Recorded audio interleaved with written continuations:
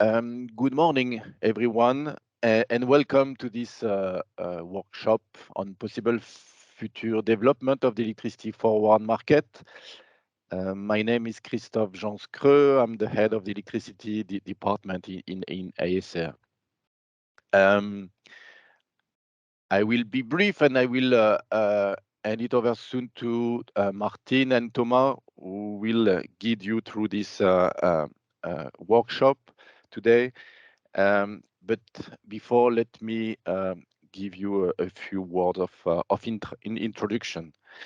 As you know, the forward electricity market are at the center of attention these days, maybe more than before, because these markets are subject to an important energy transition and unexpected structural shocks, which create a lot of uncertainties. There seems to be a growing consensus in Europe that this market needs to be reformed or at least improved in order to provide more stability to stakeholders, either for their investment decision or just to hedge their position, and in particular the cross-zonal price risk 1, 2, or 3 years ahead of the delivery.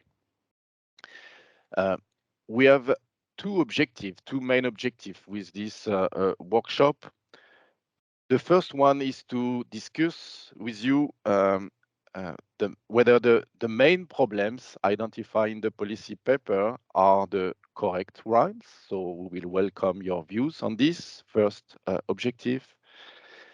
And the second objective is to discuss which of the various policy options that are presented in this policy paper have the potential to address the problem identified in the policy paper. You will see that among these policy options, there are some no regret measures, pretty straightforward and easy to implement, but some are a bit more sophisticated and ambitious and aim to bridge the national forward markets and to move toward a more integrated European electricity forward market. So again, I hope we'll have a fruitful discussion, and I hand it over now to Martin and Thomas to present the housekeeping rules and to guide you through the agenda of the workshop. Thank you. Thank you very much, Christophe, for this introduction. I will therefore move to the housekeeping rules. So my name is Thomas Kawam. I'm a seconded national expert here at ACER, and together with Martin, we will present you the content of this policy paper and get you through this workshop. So, housekeeping rules. We will be relying today on Slido for the interactions with the participants.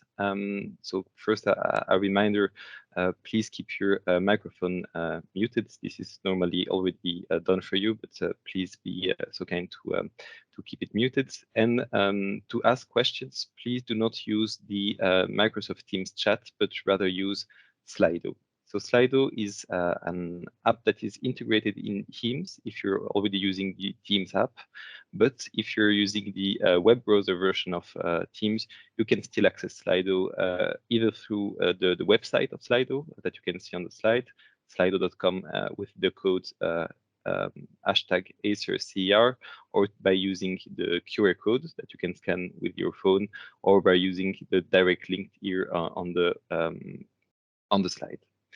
So once you are connected to Slido, you will be able to ask questions, to upvote questions, to reply to other comments and questions. And when doing the question breaks at the end of each section, we will go through the questions asked in Slido, and we'll start with the question with the most upvotes. So this is an important part of the workshop. Please use Slido for your questions. Please do not hesitate to react to the questions, to upvote questions. This is how we will interact together during this workshop. So regarding the slides, they will be shared with you after the workshop via email, and will be available on the ACER website together with a recording of this webinar.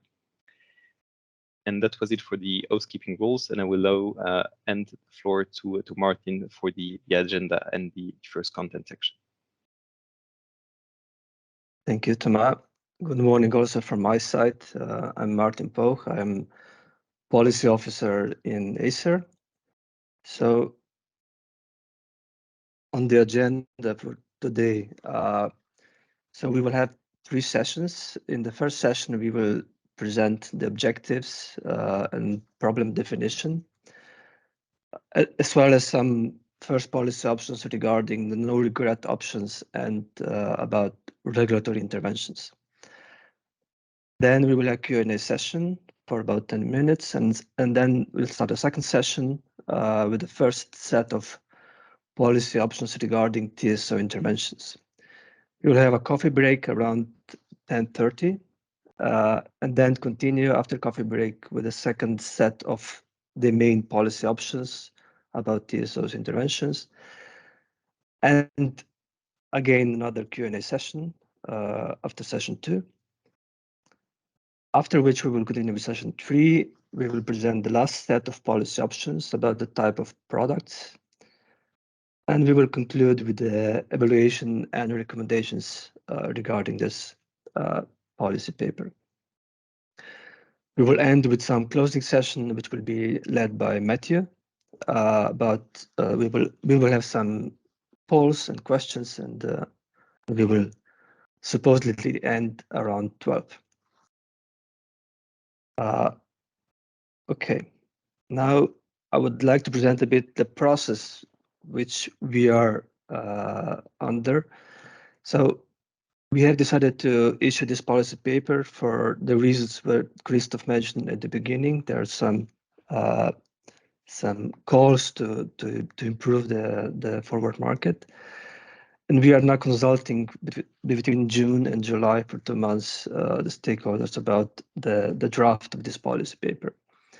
Today we have a workshop, and after the consultation, we will try to finalize the policy paper. This will include some additional evaluation and discussion. We intend to approve and publish the policy paper by November this year. And then, depending on whether the Commission will ask us to propose amendments to the FCA regulation, we may start scoping the amendments in the last quarter, so last quarter of this year, and subsequently to draft the recommendation during the course of the next year. That's of course subject to the request from the Commission, if this request comes. This is something about the process. Then I would move forward with the first session of this workshop, which is about objectives and problem definition. I would start with the objectives. I have them only on one slide. So what we say is that we want to facilitate sufficient forward hedging opportunities to all market participants. That's a very high level goal. But what does this concretely mean?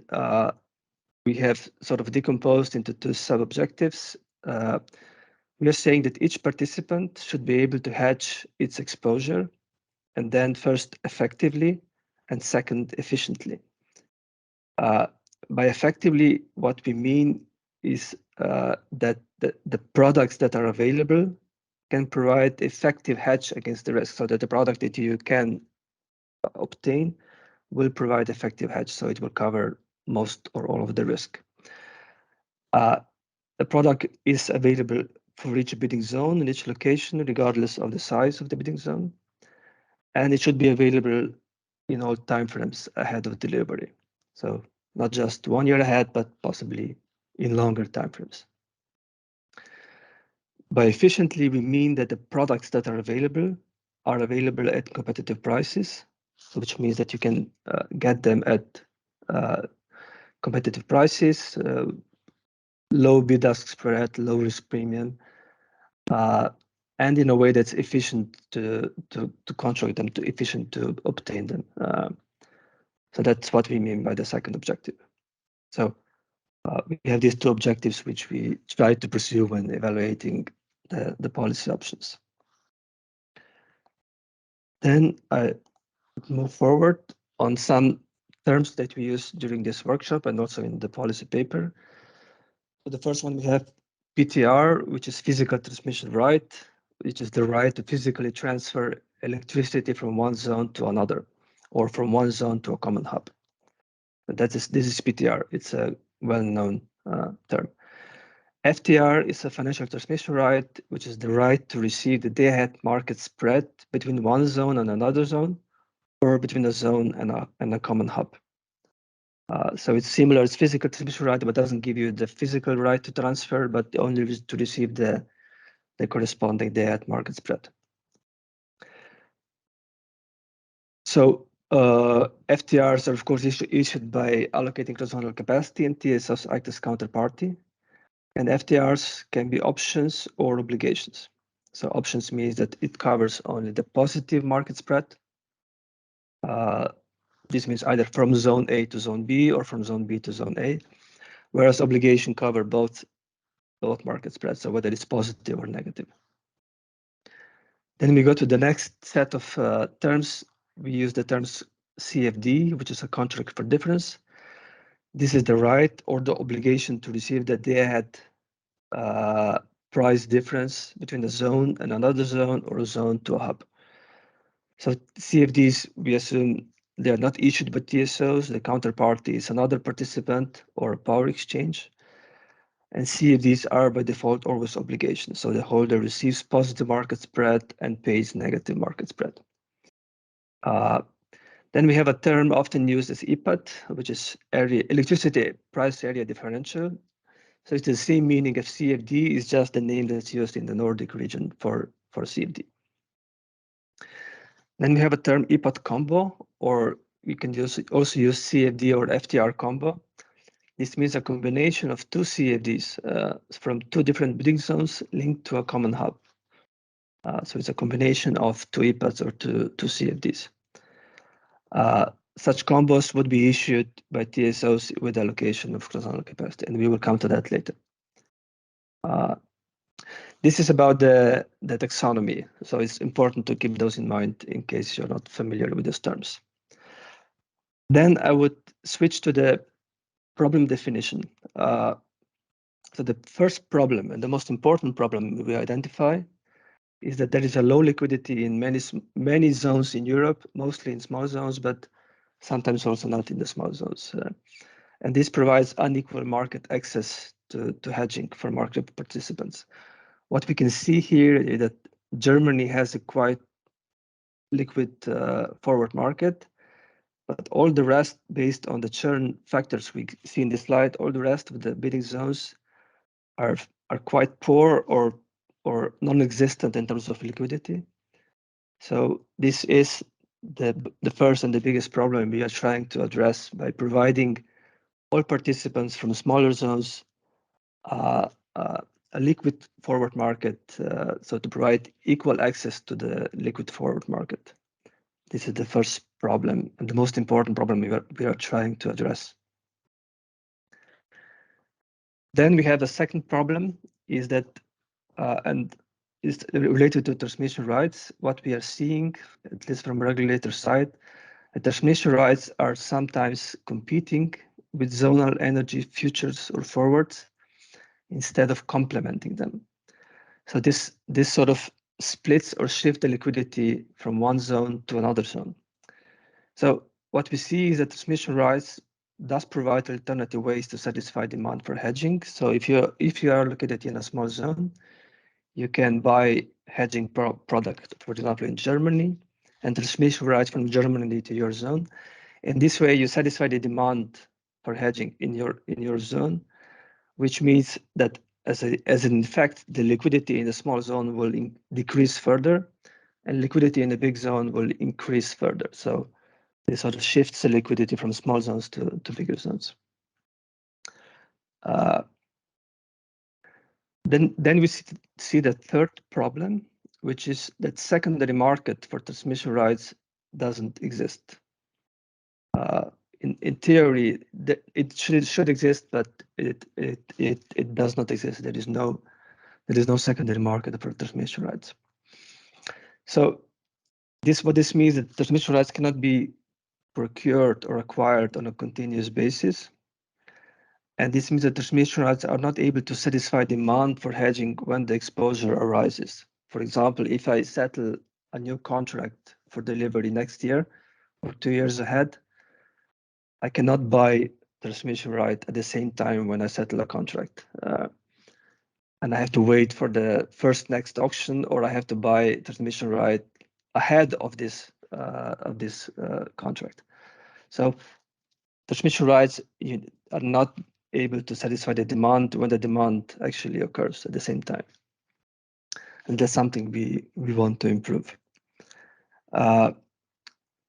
Next problem we want to emphasize is that forward market is a significant barrier to bidding zone reconfiguration.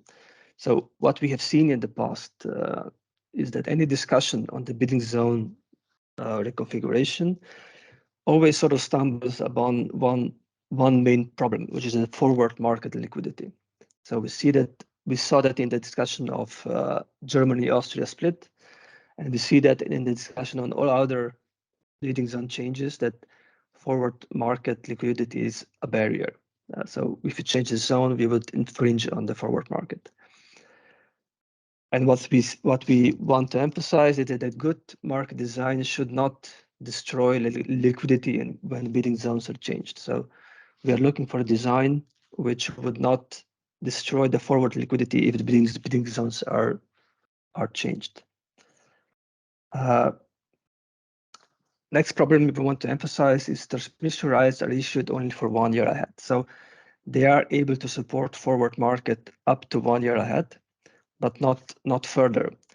But there is a gap between the hedging need and what transmission rights are able to provide. And this hedging need exists at least up to 3 years ahead, as we say in the policy paper, perhaps even longer. But there is a significant need at least up to 3 years ahead. So we want to address also this issue. Problem 6, we see that transmission rights are currently issued as options, so PTR options, FTR options, and they offer only one-sided hedge. Although we see that some participants actually value this optionality, what we see from the wider perspective is that they are not well compatible with the main products in the forward market, which is the futures. So futures are obligations per se, and they are not well compatible with the options in PTRs, FTRs. We see that this is one of the reasons why secondary market doesn't pick up on transmission rights, because they are options.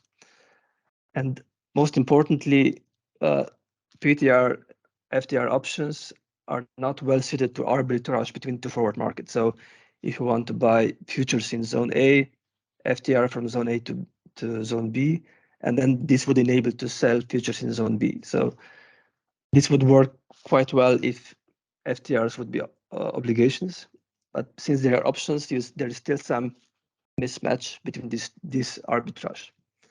And it's also difficult to forecast the values of each because one is obligation, the other is option.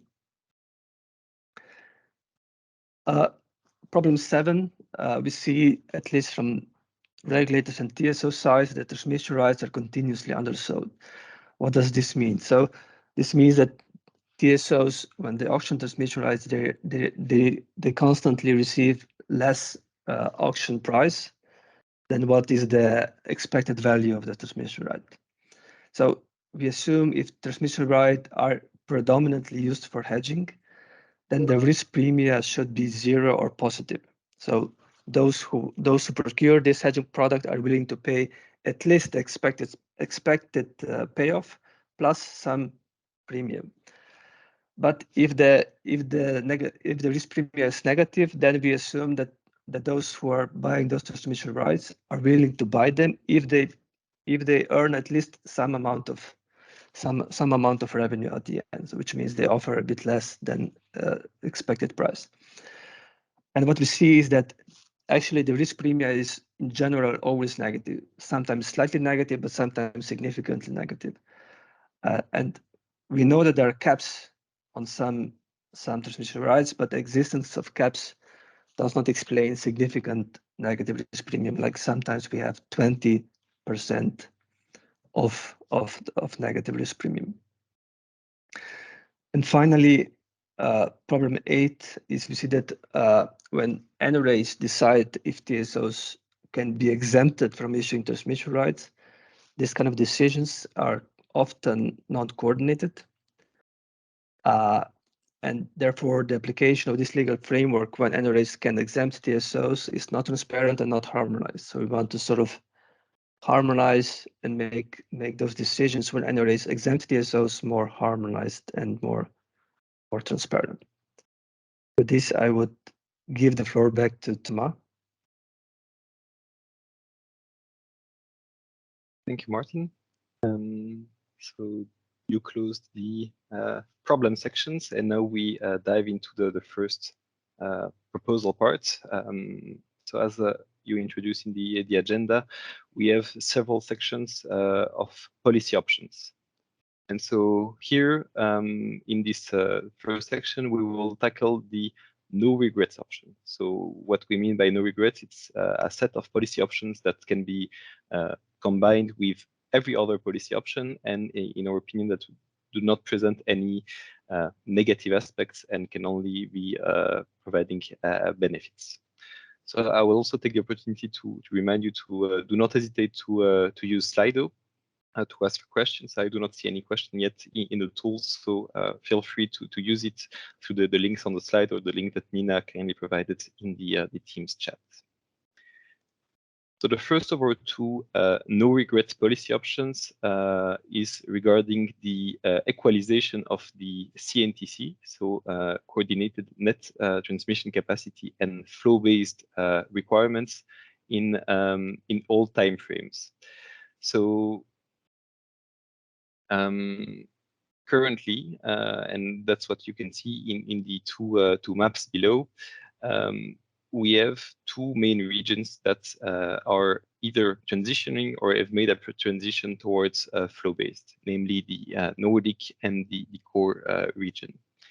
And we believe that there is a good reason why both regions chose to transition to flow-based for both time frame. It's because the reason, the rationale to transition to flow-based is the same. A region would benefit from flow-based if there is a high interdependency between its borders, bidding zone borders. And therefore, considering that, we do not see any reason why the requirements to transition to flow-based should be different in the forward or the day-ahead time frame. So we would even propose that flow-based becomes the default capacity and allocation methodology for the forward time frame, and that CNTC would be used in case there are no interdependence between the borders. So this is the first no regret policy option regarding how the transmission capacity should be calculated and allocated. We then move to the second policy option, and the no regret one, regarding here the products that would be proposed. So currently in the different auctions, we have yearly products. Those yearly products are allocated during one auction that is taking place approximately in November of the year to start, before the year to start. And we have monthly products, and those monthly products are auctioned in an auction a few days before the start of the month. So the proposed change here, and we believe it's a no regret one, would be to also allow the allocation of monthly products in the year -1 auction. So it would mean that during the auction that is taking place in November, a few weeks before the start of the year, there would not only be yearly products, but also 12 monthly products that would allow the market participants to hedge correctly over or with more precision over the year to come. So those two policy options are what we call the no regret one, the equalization of the requirements of NTC and flow-based and the monthly products introduction in the year ahead auction. And now I will move to the next section where we will explore here other policy options, but in a category about the need or not to intervene from a regulatory point of view. So the starting point of that category for us is a clear legal background. If we look at the electricity regulation, the Article 9.1, we find here a clear explanation of what could be the setup. So what is written in that article is that transmission system operators shall issue long-term transmission rights or have equivalent measures in place unless an assessment shows that there are sufficient hedging opportunities in the concerned bidding zones. So we believe this is to be, of course, considered in the policy options. And what we can summarize from that article is that long-term transmission rights are the basic product, the basic solution for hedging. They are issued by TSOs, and unless an assessment shows that another mechanism can take over that role, they are to be issued by the TSOs. So first option for that category is the option 1.0, the status quo. And in that option, we would have, as we currently have, regionally different approaches.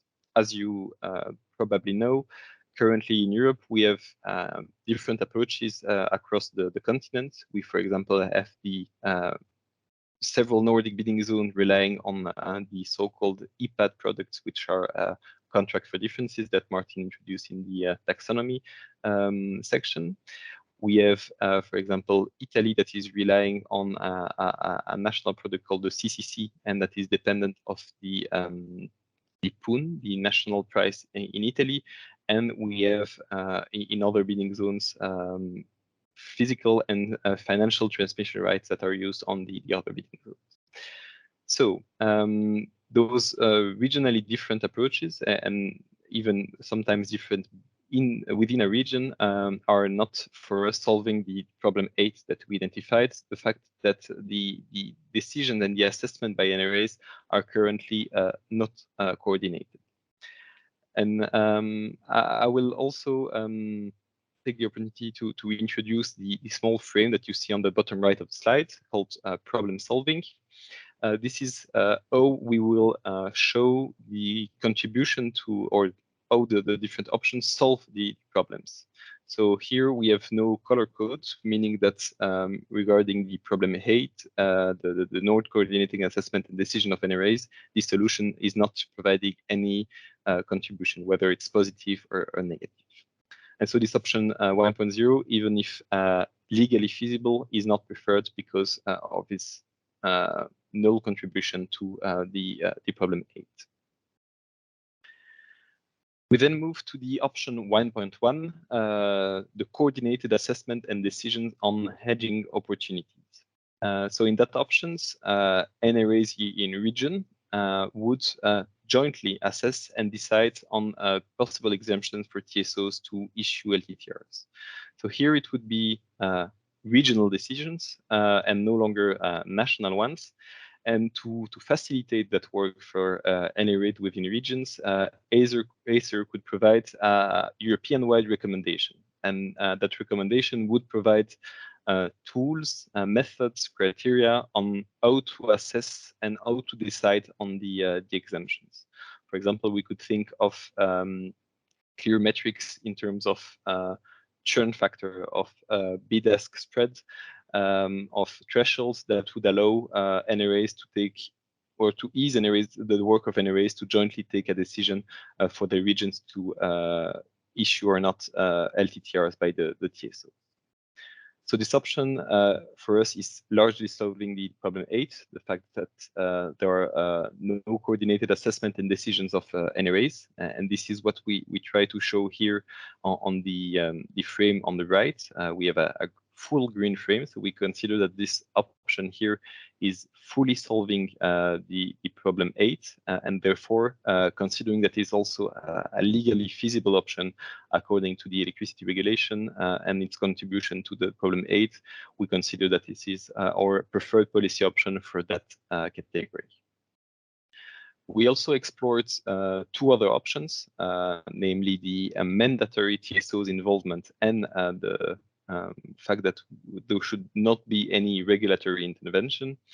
But we did not push the analysis extremely far, considering that the Article 9.1 of electricity regulation would not allow those solutions to exist. Those solutions could have benefits. First, for the mandatory TSO's involvement, there could be a EU-wide harmonization, and for the no regulatory intervention, it could let the market define a new product and have an harmonization as well. But we believe that the non-compliance with the legal framework and also to some severe drawbacks would make us not consider those options and preferably go for option 1.1 on the coordinated assessments and decisions on hedging opportunities.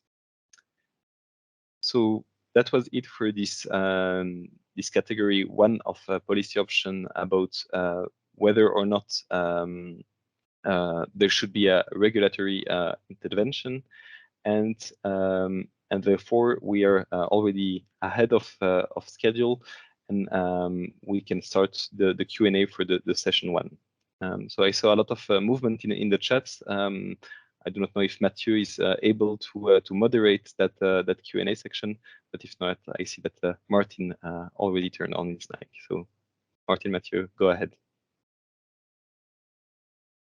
Yeah, I understand Matthew has problems with accessing the workshop, so I will try to take over the questions.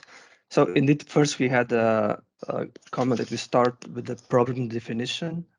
Indeed, we will focus on this issue. And regarding the first question, the question was, have you analyzed the markets with low liquidity regarding actual reasons for that? I think that we haven't focused that much on that. We see that we do understand that there are different reasons, all mentions like market structure, regulatory barriers, the costs of collaterals, all these are there. But in essence, it's difficult from regulators to tackle those directly. So what we tackle here is the perspective how TSO support can solve the problems. So we know that regarding market structure, we are not competent to do much. It's a competition authorities. Collaterals, you know, they are there for a reason, so it's also difficult to tackle that directly. But so from regulators' point of view, the easiest part is if the first element which we can improve is how TSOs can support the market. But if we can find other ways to support liquidity, that's also welcome to discuss. Then we have a question from Morten. So regarding problem 7, why do you think market parties want to pay a premium to take a variable income? LTRs are a hedge to TSO congestion income. So in here, the regulators sort of disagree. So we don't think TSOs need to hedge congestion income. So if TSOs would because TSOs are regulated entities, there is no need to hedge congestion income. So in this sense, even though it's variable income, everybody can when they bid for the transmission rights, they can forecast the expected payoff, and if they want to hedge the price difference, they would pay a bit of premium on top of that. So even though it's variable, you can forecast it. So that's why, you know, any hedging has a variable, any hedging instrument has a variable income at the end. That would be the response to question 2. Then the question from Robert, what would be an appropriate level of liquidity? Which churn rate from ACER perspective? It's a difficult question. There are different sort of thresholds being used in the industry. So it's difficult to argue which churn rate, but historically we were saying in some of the market monitoring reports that anything above 5 would be considered as fairly good liquidity for electricity. Of course, for other markets, the churn rate of 5 is still quite poor, but in electricity, we haven't seen anything beyond 9 or 10. So anything above 5 would be fairly good success. Okay, then I leave it to Matthew from now on, if Matthew is in the call. Yeah, I'm back, Martin. But maybe you take another view from the top. Okay. To get me, sorry, I need to get organized here on this side. Yeah, thanks. So next question is from Marcel. So the question is about to explain problem 2. Can you explain how it has to do with the transmission rights? So what we want to emphasize with problem 2, that the transmission rights are there to sort of, as one way to use them is to bridge from poorly liquid market to highly liquid market. But this has an effect. So this has an effect that there will be less demand for liquidity in small markets. Like, for example, if you are based in, let's say, Czech Republic or Belgium, what you will do, you will buy futures in Germany and buy transmission right from Germany to Belgium. But this provides an alternative route to hedge prices in Belgium. But on the other hand, this decreases the liquidity of Belgian futures because this demand for Belgian futures is shifted towards German futures. So this is, of course, good for German market, but it's bad for the Belgian forward market. That's what we are trying to say with problem 2. And why we are saying is that we are saying that because this is not inherent. It doesn't have to be that way. We can have allocation of transactional capacity in a way which would strengthen both markets, not just one of them. And then we have a couple of anonymous questions. Can you elaborate on ex post risk premium and why you consider the Ftrs undersold? So ex post risk premium is that we take the average auction prices over the last 5-10 years of certain transmission rights, and we compare them with the ex post market spread. So we compare how much participants have paid for the transmission rights and how much they received from TSOs as remuneration from TSOs based on the market spread. And we take this over a long history. So we take all the yearly and monthly auctions over the past 5-10 years.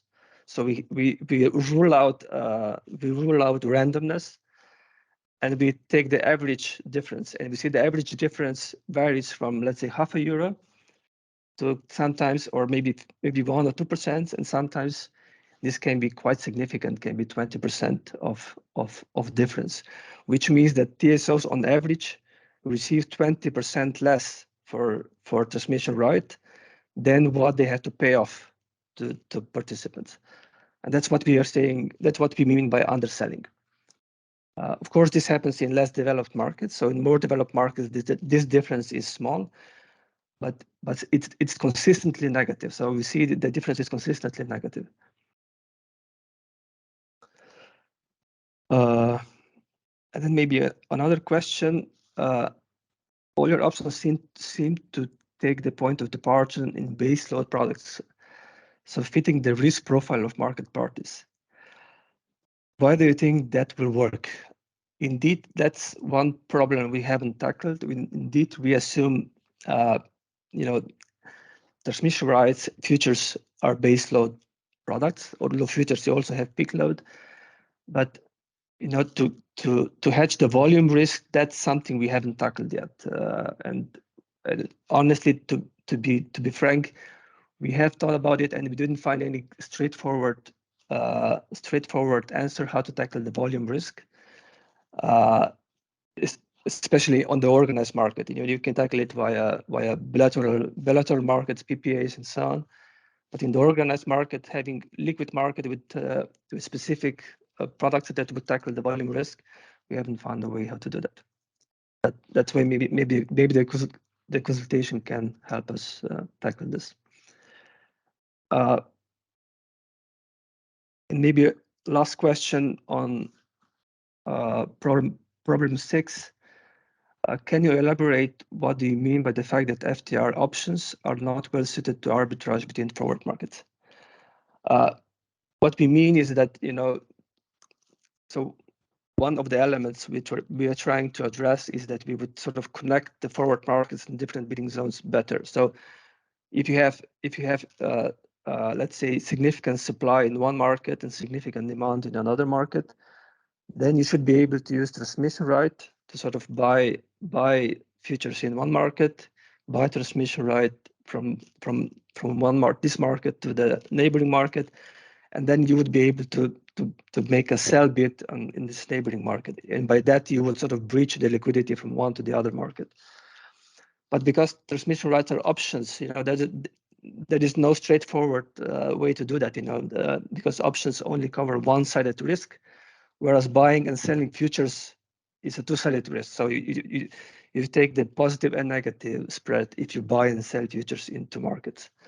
In this sense, we think that if transmission rights would be obligations, then this bridging or arbitraging between two forward markets would be much easier and more straightforward. Maybe you can take Christian's question, the first one on the quantitative analysis. I think I've done that. Oh, you've done that. Okay. Yeah, okay. yeah. Good. Okay. Oh, sorry. No, sorry. No. I think it went up during my discussion. Whether we've done a quantitative analysis on the FC. Yeah, it went up indeed. It went up. Which kind of quantitative analysis was it referring to? On the inefficiency of the. Let me see if I can get it back. Sorry. Yeah. Here. Yeah, here it is. Have you undertaken any quantitative analysis of the efficiency loss of the suboptimal FCA? How big of a problem is this? This analysis was done by a couple of years ago in ACER MMR. It shows border by border what's the loss in terms of congestion income compared to day-ahead congestion income. It hasn't been repeated since that time, but also I think the TSOs are currently doing the same analysis. Maybe TSOs can, or it is informally they are confirming that the results are still the same. But yes, in the policy paper you will find a link and a reference to this efficiency loss in case of FTR or PTR allocation.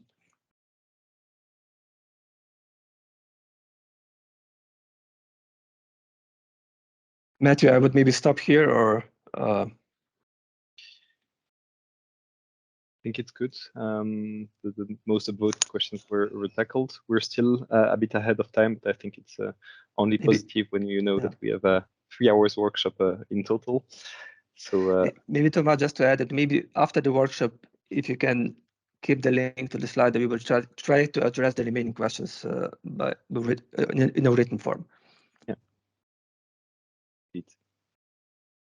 So we are now moving to another section of policy options, and this category of policy options is regarding the TSO's intervention. So the latest one was about the need or not to intervene from a regulatory point of view, and here we go a bit deeper. We consider that there is a need to intervene from a regulatory point of view, and therefore for transmission system operators to issue products.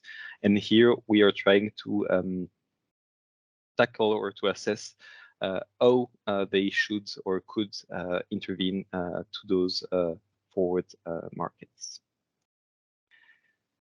So we will have much more options in that section, 7 in total, and we will try to follow the same structure for each option. We will first briefly describe the option, try to have a visual example on the slide. Then we will try to see what is the contribution to the problems of that solution, and then we will have a quantitative example on a separate slide, trying to show how this product or this TSO intervention is working. So those examples that we will show are included in the policy paper in the appendix, and their main goal is to illustrate a bit how those different products would work.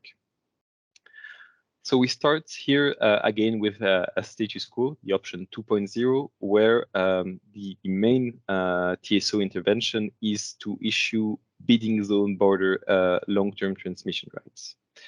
So what you can see on the scheme below, we have schematized bidding zones, and if a market participant wants to hedge from the light blue bidding zone at the bottom to the light blue bidding zone at the top, he would need to issue or to contract 3 different contracts across all the bidding zones that are in between.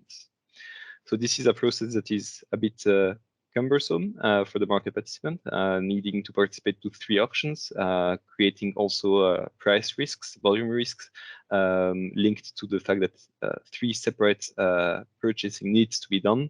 And from a scheduled flow path point of view, is also not efficient, because this is working at least for now in NNTC, and would be more efficient by allocating the flows in a different way.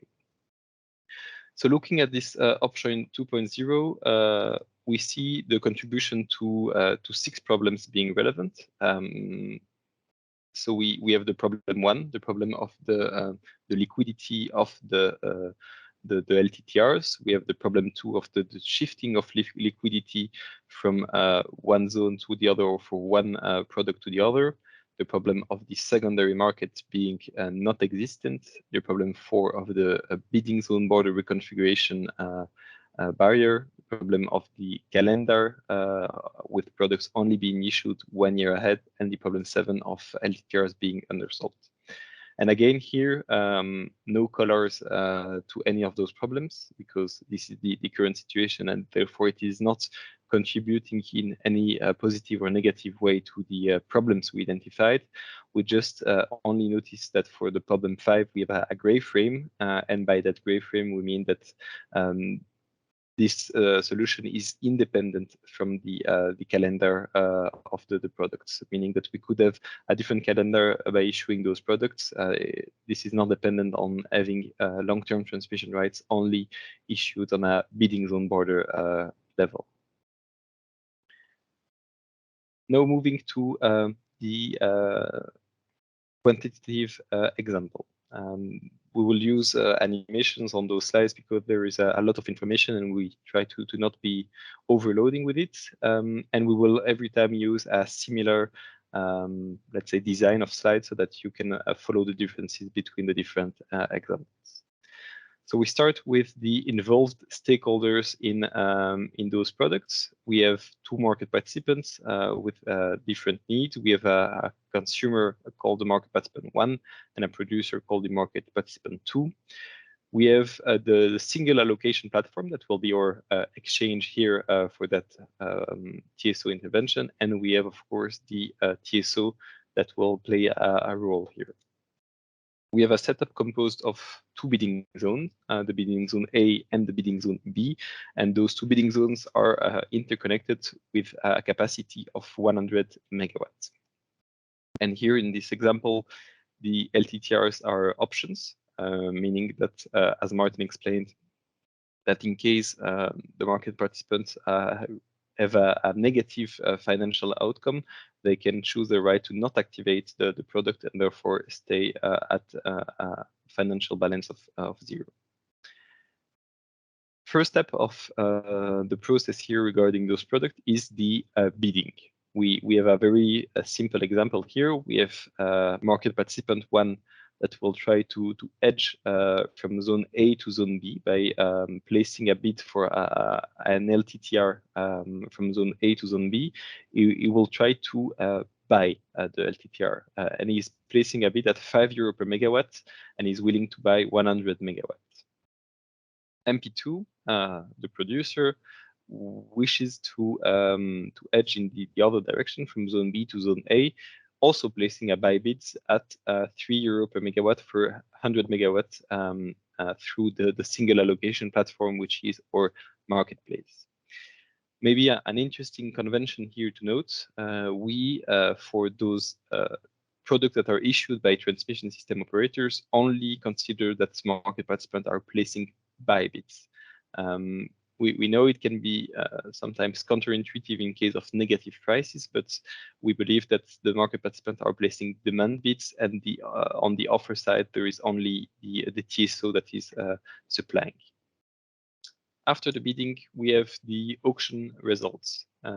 We have two separate results for two different products.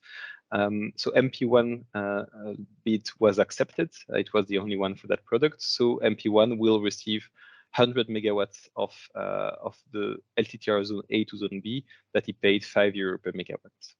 Same for the other direction, B to A.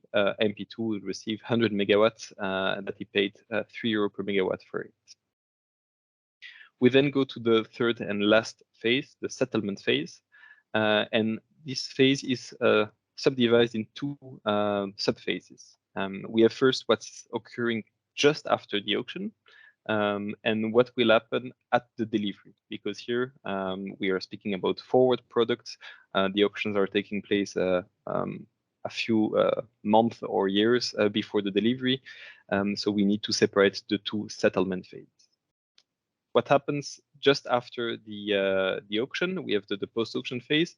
Market participant will pay €500 to the TSO, which is equivalent to the €5 that he proposed per megawatt multiplied by 100 megawatt, and same goes for market participant 2 that give €300 to the TSO through the single allocation platform. Then at delivery, we have a spot zonal price. So each zone has a different price. The zone A has a price of €40 per megawatt hour, and the zone B a price of €60 per megawatt hour. And what are doing those long-term transmission rights? They offer to the market participant that own them the entitlement to receive the difference between the two bidding zones multiplied by the capacity that he bought. So MP1 will receive the €20 difference of zone B minus zone A multiplied by 100 megawatts. So the TSO will give €2,000 to the market participant 1 through the single allocation platform, and the market participant 2, because he would have normally to pay €2,000, will choose to not exercise its long-term transmission right, which is allowed to do because it's an option product and not an obligation. So this product is currently existing in continental Europe mostly, and will be serving as a basis to build up more complex products in the subsequent options. We move here to our option 2.1, the option that we called improved allocation and product timeframes. So in that option, we do not have any difference in the type of the intervention. We just want to review how the products are allocated, at which frequency, and which products are available. So we here introduce products up to 3 years ahead. We also have 2 years ahead products and yearly ahead products. And we introduce also a different frequency of auctions. We would have monthly auctions in which yearly products are allocated. We would have also weekly auctions with monthly products, and we would introduce a continuous secondary market. So we believe this improved allocation and product timeframe would facilitate the hedging needs of the market participants, allowing them to more frequently acquire those products and to reduce the risk they have by for example, acquiring new consumption or production needs. So by changing the frequency of those auctions, we try to provide more solutions in terms of hedging for the market participants. And what we have below in the example is a proposal of setup.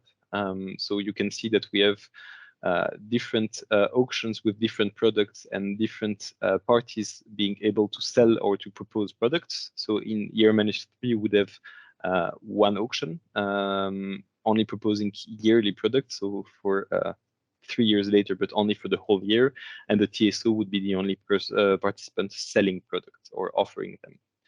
Then year -2, we change setup. We have one auction each month where yearly products are proposed. We would of course need to discuss and to assess how the yearly product would be proposed from a capacity point of view for every of those 12 auctions. And in that auction, not only the TSO would be able to sell, but also the market participant that previously acquired products. So the participant that acquired products in year -3 would be able to resell them in that auctions. Same for what happened in year -1, 12 auctions and yearly multi-products, and market participants would also be able to resell products. And then we go to the delivery year itself. Here we propose weekly auctions, a mix of monthly and weekly products. And again, the market participants would be able to resell products that they previously acquired. So as I already explained, we propose options so that they can be combined with others. So we, for example, think that this option can be combined with other options of this same category of option because of its contribution to the different problems. So here we see that this option has a positive contribution to solving two problems. It's partly solving the issue of the presence of a continuous market, or of a secondary market, sorry. So here, by allowing the market participant to resell products and by changing the frequency of auction, we would try to introduce more liquidity to that secondary market. We do not think it's a sufficient solution on its own to solve this problem, but would be a first good step. However, for the problem 5, the problem of the calendar and the fact that only yearly products are available, this option would be fully solving it and would propose products up to 3 years before delivery. Maybe a word on how the available capacity of the product would be calculated. So now we rely on an NTC or a flow-based calculation and allocation of the capacity for the forward products. Here we understand that 3 years before delivering, we would need to also rely on a more statistical approach. And this would of course be discussed at a later stage, but we acknowledge the need to rely on that statistical approach to define the available means 3 years before delivery. Moving now to option 2.2. We increase a bit the, let's say, exotism of the product. We would propose here in that option 2.2 zone-to-zone long-term transmission rights. So to show the difference between what is currently existing, we have the example below that you already have seen for the option 2.0. Here, the market participant willing to hedge from the light blue bidding zone to the other light blue bidding zone could do it in with one product instead of relying on 3 products. So we believe that this would facilitate the work of the market participants and would have a positive contribution to several problems. So regarding to the contribution of that option to the problems, we think that by creating a bit more attractivity for the product here, we would have we would be partly solving the liquidity issue of the problem 1 that some LTTR products currently have. But however, because we are at the end creating much more different products, we would have a negative impact on the secondary market. Indeed, if every combination of bidding zone to bidding zone product must exist, it means that it will be much harder to resell those once acquired through the secondary market. And because we feel that with those products we are more close or closer to the needs of the market participants, there would be less undersold long-term transmission rights, and therefore we would be partly solving the problem 7. So no major difference in the way the available volumes of product are put at disposition by the TSO. It remains allocated in an explicit way. We would, however, need to have coordinated auctions for all the bidding zones that are part of those products, for example, within a CCR. And even if we support the zone-to-zone feature, we think it provides benefits. This option is overall not preferred. Because we will present later options that we feel have other even more benefits. Going to the example, let's have a look at the stakeholders. We have a setup that is a bit more complex now. So as a main difference compared to the latest situation, we have more market participants. We have 3 consumers and 2 producers, MP1 to MP5. And in terms of market setup, we now have a 3rd bidding zone that is arriving, the bidding zone C, that is connected to the bidding zone B only with a 100 megawatt transmission capacity. The product type is still an option. In terms of bidding, we try to show also how the allocation and the selection of the bids will take place by showing how competition between bids will be assessed. So first bid is placed by the market participant 1 that is willing to edge from bidding zone A to bidding zone C, and is placing a bid at €8 per megawatt for 100 megawatts, so for the full available capacity. And then we have 2 competing bids, the MP2 and MP3 bid. MP2 is placing a bid at €2 per megawatt between zone A and zone B, and MP3 at €5 per megawatt between zone B and zone C. In the other direction, we have MP4 and MP5. MP4 is willing to edge between B and A, but in the other direction this time, and is placing buy bids at €5 per megawatt for 100 megawatts.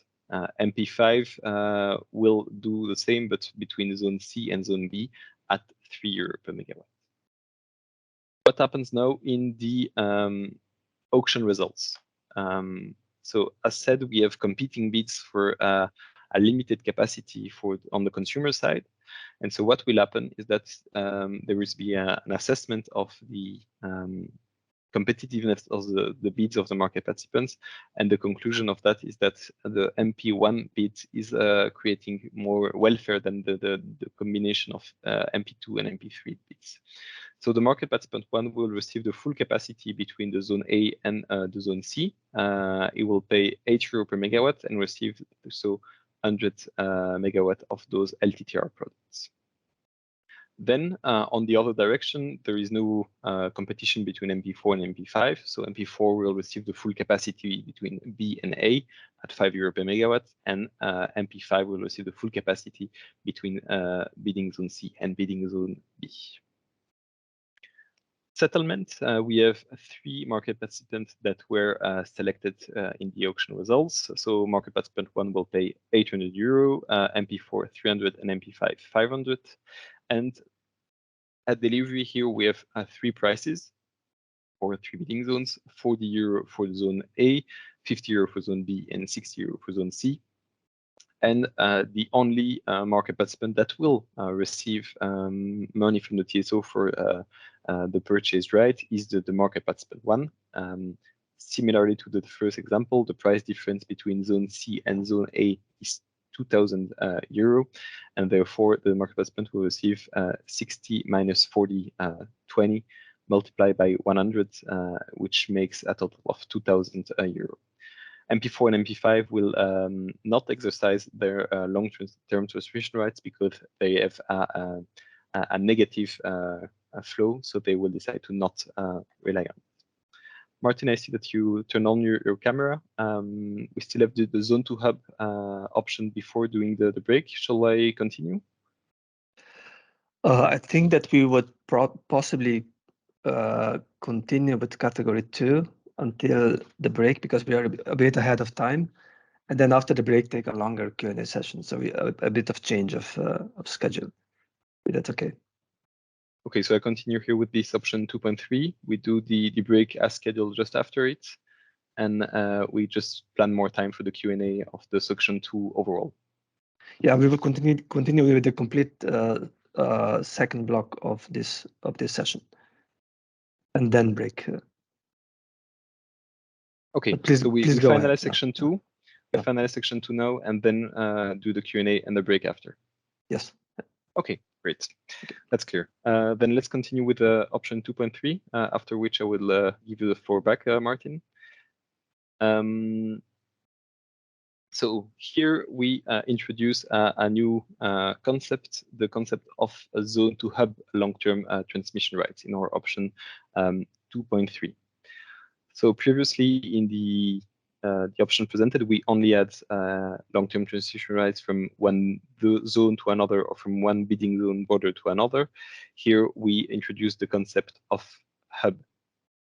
So a market participant can either place a bid for a long-term transmission right from the hub to a zone, but is still allowed to place bids from a bidding zone to another bidding zone. However, the basic product that the market participant will receive is the zone to hub product, and therefore, in case he is placing a bid for a zone to zone product, he will receive what we call the LTTR combo, which is a sum of two zone to hub LTTRs, but of between different zones, and that's what we call the combo concept, that is allowing the market participant to edge between two bidding zones through a hub. So this is what we show on the example here. Here we have a market participant that is receiving an LTTR or placing a bid for the hub towards Belgium, and we are in the core CCR, and we see that through the green dotted lines that there is a contribution to the hub price of every other bidding zone. So the way the hub is price is computed is still to be defined. We have two examples of hubs in the European market, but we also have examples of hubs in the US markets. In Europe, we have the Nordic system price that is can be considered as a hub price, and is relying on an unconstrained price of the Nordic region. And we have in Italy a hub composed of the different Italian bidding zones through the PUN, the Unified Italian Price. And we are not here proposing any specific way to compute the hub price. It could be, for example, an average of the price of every bidding zone according to the volumes traded in those bidding zones. But we know that this is something that needs to be carefully designed and assessed. The objective of having that hub is to pool the liquidity of a whole region from several bidding zones into a single hub. We would expect that future prices would also be linked to that hub, and would therefore solve a lot of issues linked to the liquidity and the liquidity shift of the LTTR products. Where is the hub situated? In the example, we place the hub arbitrarily at the top of Germany.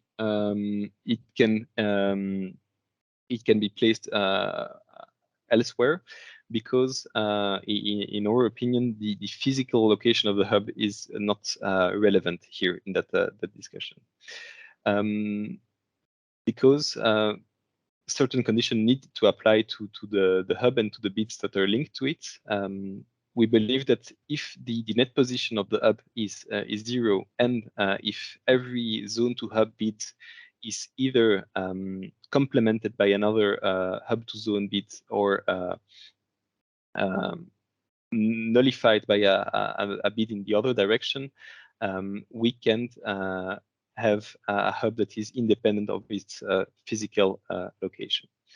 In that situation, we would still allocate capacity. We would still depend on the available capacity put by the TSO, but we would not have any dependence to the physical location of the hub. That would not be an important point here in that situation.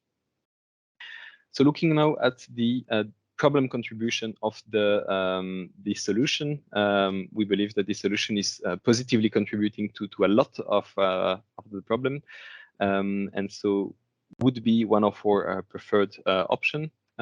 We first look at the option one, the problem one, the problem of the liquidity in some bidding zones. By pooling liquidity within a hub, we think that smaller bidding zone could have the liquidity problem being solved by that problem, and we think therefore that it is fully solving the problem one. Problem two of the liquidity shift between bidding zones and products, we think it's not relevant anymore here because or it's at least solved here because we would have all bidding zones within a same hub, no competition anymore between the different or less competition between the different bidding zones, and we would have ideally future products that are linked to that hub. Regarding the secondary market, here we are limiting the number of available products, which is easing the creation of the secondary market. We still do not believe that on its own this option would solve the problem of the non-existence of the secondary market, but could still have any positive impact. Then problem four, the barrier to the bidding zone reconfiguration. Here we think that the hub would be fully resilient to any change in the bidding zones, and therefore we would be solving that problem. Problem 5 is still not relevant in that option, and problem 7 of the LTTRs being undersold would be solved partly at least because of the attractiveness of those products compared to the existing bidding zone borders LTTRs. So as said, this option is among our preferred ones. We know that this will trigger and need further discussion on the hub definition, for example, to define which member bidding zone would be part of that hub, how to define the hub price, but we still find that this option has positive contributions overall. Going through the examples now. Again, stakeholders. Here we have 3 consumer market participants, MP1 to 4, 1 producer, and the rest stay the same. Here we have our 2 bidding zones A and B connected by a 100 megawatt line, and we have a hub that is taking those, considering those 2 bidding zones, A and B. And in terms of product type, we have obligations only. This is for us mandatory because in case the LTTRs would be options, the hub could not be defined independently of its physical location as it is currently proposed. In terms of bidding, we have a market participant 1 that is placing a bid for an LTTR from zone A to zone B. So as said, a zone to zone bid is what we call a combo bid. It would the market participant will receive, if he is selected, 2 products, 1 zone A to hub and 1 hub to B. And MP3 is placing a bid from hub to zone A at -€2 per megawatt, and MP4 at €2 per megawatt for hub to zone B. And what we see here is that we have a competition between the bid of MP1 and the bids of MP3 and MP4. But overall, the welfare of MP1 is higher than the one of the 2 combined bids. So what happened is that MP1 will receive its LTTR from zone A to zone B, And here we want to introduce how the secondary market would work through a second auction that is on the bottom left of the screen, auction 2, where MP1 in a subsequent auction is placing a part of the previously acquired products at the LTTR up to zone B that is reselling, and that will be purchased by the MP2 that is willing to hedge between the hub and zone B at 3 euros per megawatt. So as said, for the auction result here, the market participant 1 will receive its LTTR from A to B at 5 euro per megawatt, but is reselling part of it in the subsequent auction, and therefore in the second auction, where we have only the up to B product being auctioned, we have a price of 3 euro per megawatt that is defined. Settlement, after the first auction, MP1 pays 500 euros to the TSO. The 500 euro are calculated by multiplying the 5 euro per megawatt multiplied by 100 megawatt of capacity. And after the second auction, the market participant 2 pays 300 euros, so 3 euro per megawatt multiplied by 100 to the market participant 1. What is happening at delivery? We have 3 prices, one for each bidding zone, 40, 60, and we have a hub price for the spot market at 50 euro per megawatt. And that hub price is computed by being the average of the price of the 2 bidding zones, and therefore is at 50 euro per megawatt. And so what will happen in the settlement phase? Because our market participant 1 is only owning anymore A to hub price LTTR, it will receive 1,000 euro because the hub price is 10 euro higher than the price of zone A. So 10 multiplied by 100, 1,000. And for market participant 2 is owning 100 megawatt of B to a hub, hub to B, sorry. And because the price of zone B is higher than the price of the hub by 10 euro, it will receive again 1,000 euro by the TSO. So this is closing the option 2.3. I see that I took a bit more time than scheduled, but we're catching up with your previous advance. So Martin, what do we do? I think that we're 10 minutes ahead of time. Yeah, we will take a couple of questions and then break. Okay. Great. And Mathieu? Yeah, so I don't know. Yeah, I don't know, Thomas, can you see the questions on top? I think there's a question by Joram on slide 23. I'm just opening the slide now, but Martin, please go ahead. Yeah, maybe I can take this one. So the question is, why are we keep talking about the flows in FTR options and PTRs? Because to sell it if these FTRs, PTRs are largely not nominated. The reason why we are talking about flows is that, when TSOs issue transmission rights, TSOs take on board the risk of price differences. And why TSOs able to do that? Because they hedge those risks by capacity allocation in the day-ahead market. So TSOs offer transmission rights far in advance, like year ahead or month ahead. They take those risks on board, what the price difference will be, and they cover this risk by the capacity allocation in the day-ahead, assuming that they will allocate the same equal or higher amount of capacity in the day-ahead. And by using the day-ahead income, they remunerate the transmission right holders. So in this sense, because of this, TSOs have to have revenue adequacy. They use day-ahead capacity allocation to hedge the price risks, the price differences. And this says, also the long-term allocation is essentially allocating the flows, implicitly those in the day ahead.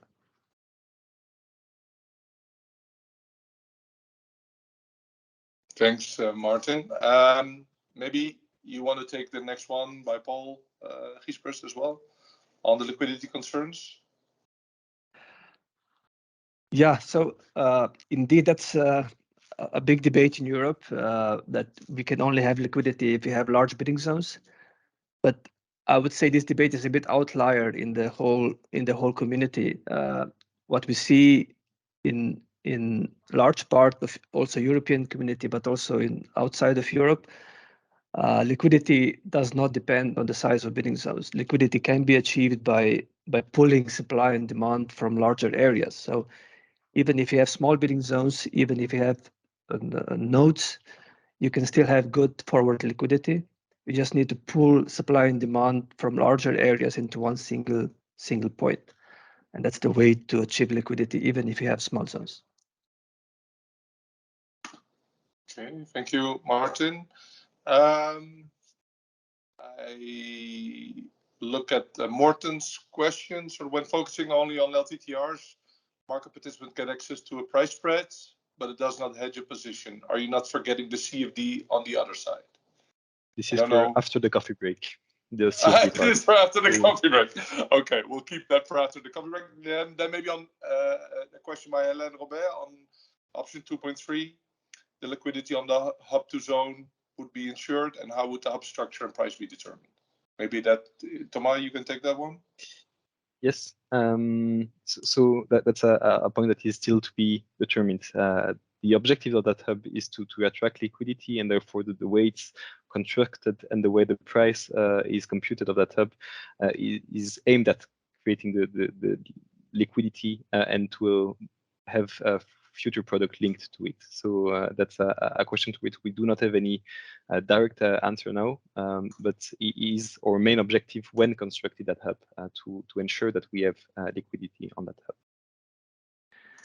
And maybe to add, the very fact that TSOs would offer transmission rights toward this hub would, in our view, increase the demand for futures and forwards at that hub.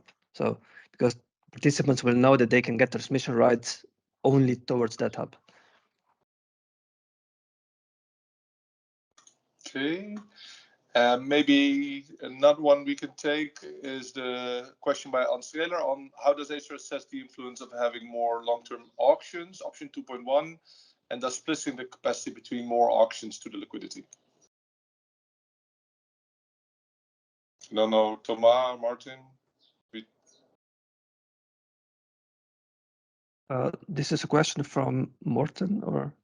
No, the question from Anne. I think the question from Morten is the one we skipped. We keep for the next session. So. Okay.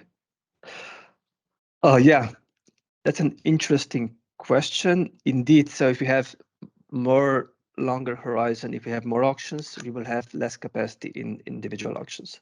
That's a sort of a balance to be made. Do we want to have longer horizons, more auctions? If yes, if this is the desired goal, this means we will have less volumes in each specific auction. And I think it's still good to have longer horizons with less capacity than having everything in year ahead and month ahead.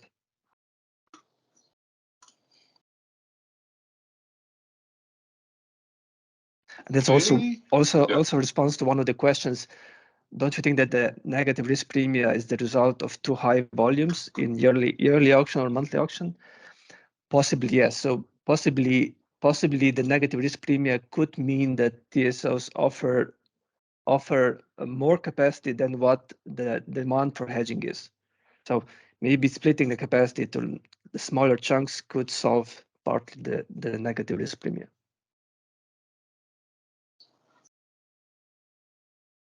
Okay, thank you. I think it is also the next question by Jens. Maybe a last one. Just looking at the questions. Maybe Martin, I don't know, is just scanning them just a moment.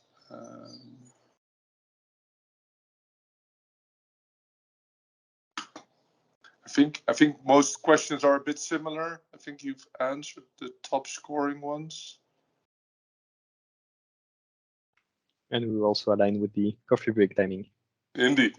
So I think we can take the break, take the coffee break now. So we'll reconvene at 10:40.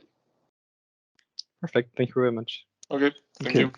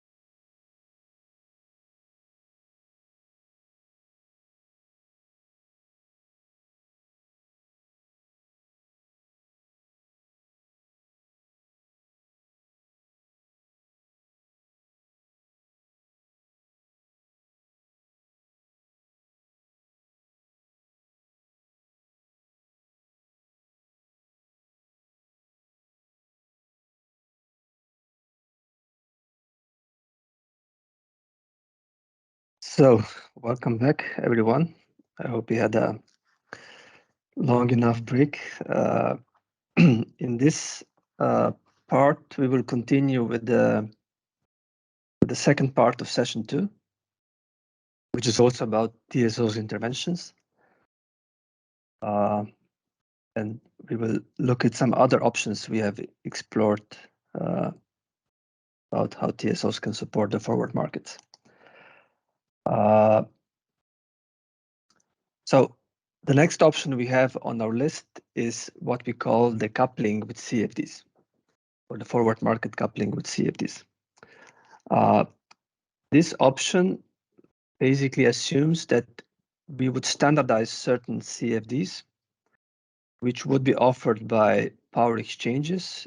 We would designate some power exchanges as NEMOs in the forward timeframe, so being nominated for a specific task. And they would offer these products in each bidding zone. We would standardize them, for example, like yearly, quarterly, monthly CFDs. And this would be standard products that each nominated forward exchange would need to offer in each bidding zone. And TSOs would provide long-term cross-zonal capacities, the same as today. But the long-term capacities would be allocated in a sort of implicit way, which means that there would be a market coupling operator, which would organize market coupling by simultaneously matching these standard CFDs and cross-zonal capacities at auctions or continuous trading. It tries to mimic the DAT market coupling principle, where we have products, bids and offers in each bidding zone, and then we can have matching across bidding zones by using cross-zonal capacities. So in this sense, the allocation of cross-zonal capacity is implicit, and this option assumes that it's complemented by a hub, which is liquid. In this picture, we see that, for example, we would have a liquid hub for the Central West region. This hub would have certain futures forwards traded at this hub. They would have certain price, and all the CFDs which would also be offered by these nominated exchanges would be linked to this hub. So, for example, the price of -5 means that the participants expect the price in Netherlands to be 45 euros, so 5 euros less than the hub price. And the same for Germany. The participants in Germany would expect in this specific example that the price in Germany would be 55 euros. So there would be CFDs traded in each of these bidding zones at certain prices, and the market coupling would enable that you that you would be able to match buy and sell offers across bidding zones, not just inside bidding zones, but across bidding zones. And we will show that in an example that will follow. In terms of evaluation of this option, this option would increase the liquidity in the forward market, mainly because the liquidity wouldn't be concentrated in each bidding zone separately, but would be concentrated first in a hub, and secondly, also the CFDs would be quite liquid because there would be market coupling between them. So you would be able to match supply and demand for CFDs across bidding zones. And by this sense, we would have the main risk, the hub risk, covered by futures at the hub, and also the CFDs. The concern that CFDs would not be liquid would be addressed by market coupling between the bidding zones. So with this option, then we would expect to have both hub liquid and CFDs also liquid, or fairly liquid. The second problem, so the capacity allocation would not split the liquidity, or would not favor any market liquidity. So we would hopefully address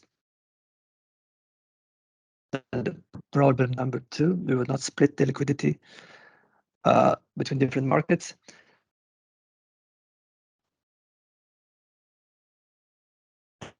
Because these CFDs are traded continuously, they can be traded at any time.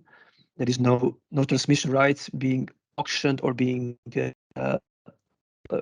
depending on the secondary market of transmission rights. So we would have these CFDs being available at the exchanges, and they would be available on a continuous basis. This option also allows simpler reconfiguration of bidding zones. So if you split or merge certain bidding zones, the hub price, so the main part of the risk, would be largely unaffected. So there would be very minimal impact on the way how futures at the hub are traded. There would be some marginal impact perhaps, but most of the futures at the hub would be unaffected. What would be affected is, of course, the CFDs. If you, for example, split Germany into, there would be, instead of one CFD, there would be 2 CFDs. But because there is a coupling between them, those CFDs would remain liquid, at least as it was before. And then on problem 7, mainly because we assume that capacity is no longer allocated in an explicit way. So it would be allocated in implicit way, the same as in that market coupling. We also assume that underselling of capacities would be largely addressed. So we would sort of optimize the allocation of capacity to the maximum extent possible. We cannot completely exclude that there would still be some underselling, but I think that we think that largely it would be addressed. Then I give the floor to Thomas to explain the concrete example. Thank you, Martin. So we take again the same template than for the previous options. And here, before going into the coupling with the CFDs, we first have an example of what the situation currently is in the Nordic market with no CFDs without coupling. Then what do we have? We have 4 stakeholders. We have MP1 and 2 that are consumers, MP3 and 4 that are producers. We have a power exchange, no longer the single allocation platform as said previously. And in that setup where we have CFDs without coupling, we do not have any TSO involved. This is a solution that is purely market-based without any intervention by the TSO. The setup is fairly simple. We have a hub, and we have 2 bidding zones, A and B. And interesting thing here, compared to previous examples, we do not have any fixed capacity between the 2 zones because TSOs are not involved. This is not something relevant here when speaking about those CFDs. Product type is an obligation in the definition of a contract for difference. This is how it should be. Bidding. We have 2 types of products that are for which we have bids that are submitted. We have the product up to A and the product up to B. And MP1 will be submitting a buy order for -5 euros per megawatt hour for 100 megawatt hour of the product up to A. On the opposite side, we have MP3 that is placing a bid at -5 euro for 200 megawatt hour, a sell bid, and same goes for MP2 and MP4. One will be placing a buy order and the other will be placing a sell order. So difference compared to the LTTRs, here we have market participants that are placing buy and sell orders on both sides of the products. It's not the TSO that is proposing products and market participant placing only buy orders. Auction results. For the contract for difference up to A, we have 2 bids that can be matched at -5 euro per megawatt hour between MP1 and MP3. And the quantity that is matched is 100 megawatt hour because we're limited here by the bid of MP1 that is proposing 100 megawatt hour, even if MP3 is proposing 200. And same goes for the product up to B, and the price is 3 euro per megawatt hour at the same price that both market participants proposed. And so there is an exchange between MP2 and MP4. settlement phase now. Difference compared to what happens with the long-term transmission rights. There is nothing that is happening financially just after the auction. The settlement will take place after the delivery, and therefore at the delivery we have three spot prices.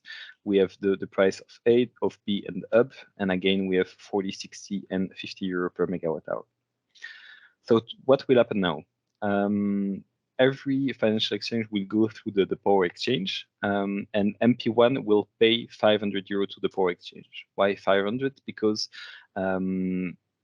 it's a price of minus 5 euro. That's the MP1 as a bid, and the difference between the UP and A is 10. So there is a difference of 5 euro that the market participant one has miscomputed or purportedly did not take into account, and therefore we'll have to pay 500 euro.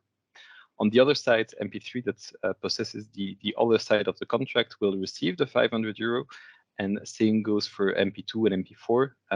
MP2 had purchased a contract for up to B of 3 euro per megawatt hour. At the end, the difference between B and hub is 10. So it will receive 7 multiplied by 100, 700 euro from the power exchange, and the power exchange will receive that amount from MP4. So we can see here that with those 4 bids, we have a financial balance. All MPs are receiving money from another one, and the situation is rather simple. And the setup is currently existing in the Nordic region through the EPAD products. We now add the coupling. So I took the same slide as before, but I will make appear all the differences compared to the previous situation. So the first difference is now that we have a TSO that is involved in those products. The TSO will play a role and will be issuing capacity. Here we have a capacity of 50 megawatt that we define between the two bidding zones, between A and B. And the bids here will now have a volume of 200 megawatt hour for MP2 and MP3. And as we can see in the auction results, because we have extra volumes that are made available by MP2 and MP3, they can be matched across the bidding zone border, because TSO is providing 50 megawatt of capacity between A and B. So in the auction results, we have the same bids that are matched between MP1 and MP3, and we have an additional match between MP2 and MP3. So both market participants were proposing additional volumes, one on the buy side and the other on the sell side, and therefore in here for the product up to A, there will be an additional 50 megawatt hour that will be exchanged between MP2 and MP3, and same goes for the product hub to B. Here we have 50 megawatt hour additionally allocated between MP2 and MP3, thanks to the additional 50 megawatt of capacity that is now made available. And now in terms of settlement, we will have a difference. The first difference lies in how much the market participant will receive from the product that they purchased. So previously they all possessed 100 megawatt hour of those products. Now MP2 and MP3 possesses 150 megawatt hour of the product, and therefore we add an additional 50% to the amount that they previously received. So MP2 will receive 700 plus 350 euros, when MP3 will receive 500 plus 250 now. And the question now is from where is this money coming? Because those market participants are not providing enough money to pay for everyone. And so what will happen is that the TSO pays to the exchange 600 euros. And how do we compute the 600 euros? It's the difference of the long-term congestion income, 400 euros, that is computed by taking the difference of the two CFD products, 3 euros and minus 5, which makes a difference of 8 multiplied by 50, which makes 400. Minus 1,000 euro pay for to the market participant for the spot market spread. But this figure might be a bit misleading, being negative because we do not here consider the congested income that the TSO will receive on the spot market. So at the end, the TSO will not be negative balanced, but just for this example that is excluding the spot congested income, the TSO is considered to be paying 600 euros to the market participants so that they can all receive money for their contracts. Martin, give you back the floor. Yes, thank you. With this, I would go to the next policy option, which is what we call the coupling with futures. This option is similar to the previous one, but instead of defining standard CFDs, we define standard futures. So, you know, at least in the continent, each bidding zone already trades with futures, and we can standardize those futures like yearly, quarterly, monthly. For the continent, this is more or less already the case. So we assume that we will designate certain power exchanges as NEMOs for forward time frame. Those power exchanges will have to offer standard yearly, quarterly, monthly futures in each bidding zone. And again, TSOs would provide long-term cross-zonal capacity for capacity allocation. And then there would be a market coupling operator organizing market coupling by simultaneously matching futures and cross-zonal capacities between different bidding zones. And this would be organized via auctions as well as via continuous trading. Again, the capacity allocation is implicit, which means TSOs do not issue any transmission rights, but they instead allocate this capacity implicitly. And this option doesn't require any new products or new hubs, at least not for the continental Europe, because those futures already exist. They are already traded at exchanges in forward time frame. So in this sense, it's less of a change compared to the previous option. So in this specific example, we can imagine that, for example, we have these five bidding zones. And in each bidding zone, there are futures being traded inside the bidding zone at different prices. And what we can do is to sort of trade with the help of allocation of cross-zonal capacities. We can match futures from different zones together. So, for example, then the futures from France, which are traded at 40, can be matched with futures from Germany via the help of cross-zonal capacities. That's the main idea behind this option. It's to couple those national markets via cross-zonal capacity into one coupled forward market. And we will explain this more concretely in the example that will follow. So in terms of problem solving and evaluation, we also think that this option would solve the liquidity, namely, if we see the experience from what happened before the day-ahead market coupling and what happened after. So before the day-ahead coupling, we also saw that the day-ahead markets in small zones were quite poor, so quite illiquid, struggling, market power, competition. All those elements were quite problematic in small zones. But after coupling, all those elements improved significantly, and now we say that day-ahead market, even in small zones, is operating quite well because of the cross-border competition in the day-ahead market, which brings a lot of liquidity in small zones. So we hope the same thing can happen also in the forward time frame in this option. So if you have illiquid national forward market, by coupling it with more liquid markets, you can bring a lot of extra liquidity into this small market. Also, capacity is being allocated implicitly. There is no split of liquidity. There is no shift of liquidity. Before we had an example, if you're located in Belgium, you need to buy German futures plus transmission right from Germany to Belgium.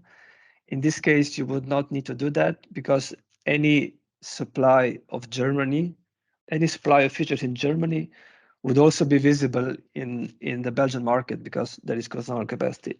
I think in this sense, if you take, for example, the X bid as an example, the bids which are available in Germany can also be visible in Belgium if there is enough cross-zonal capacity between Germany and Belgium.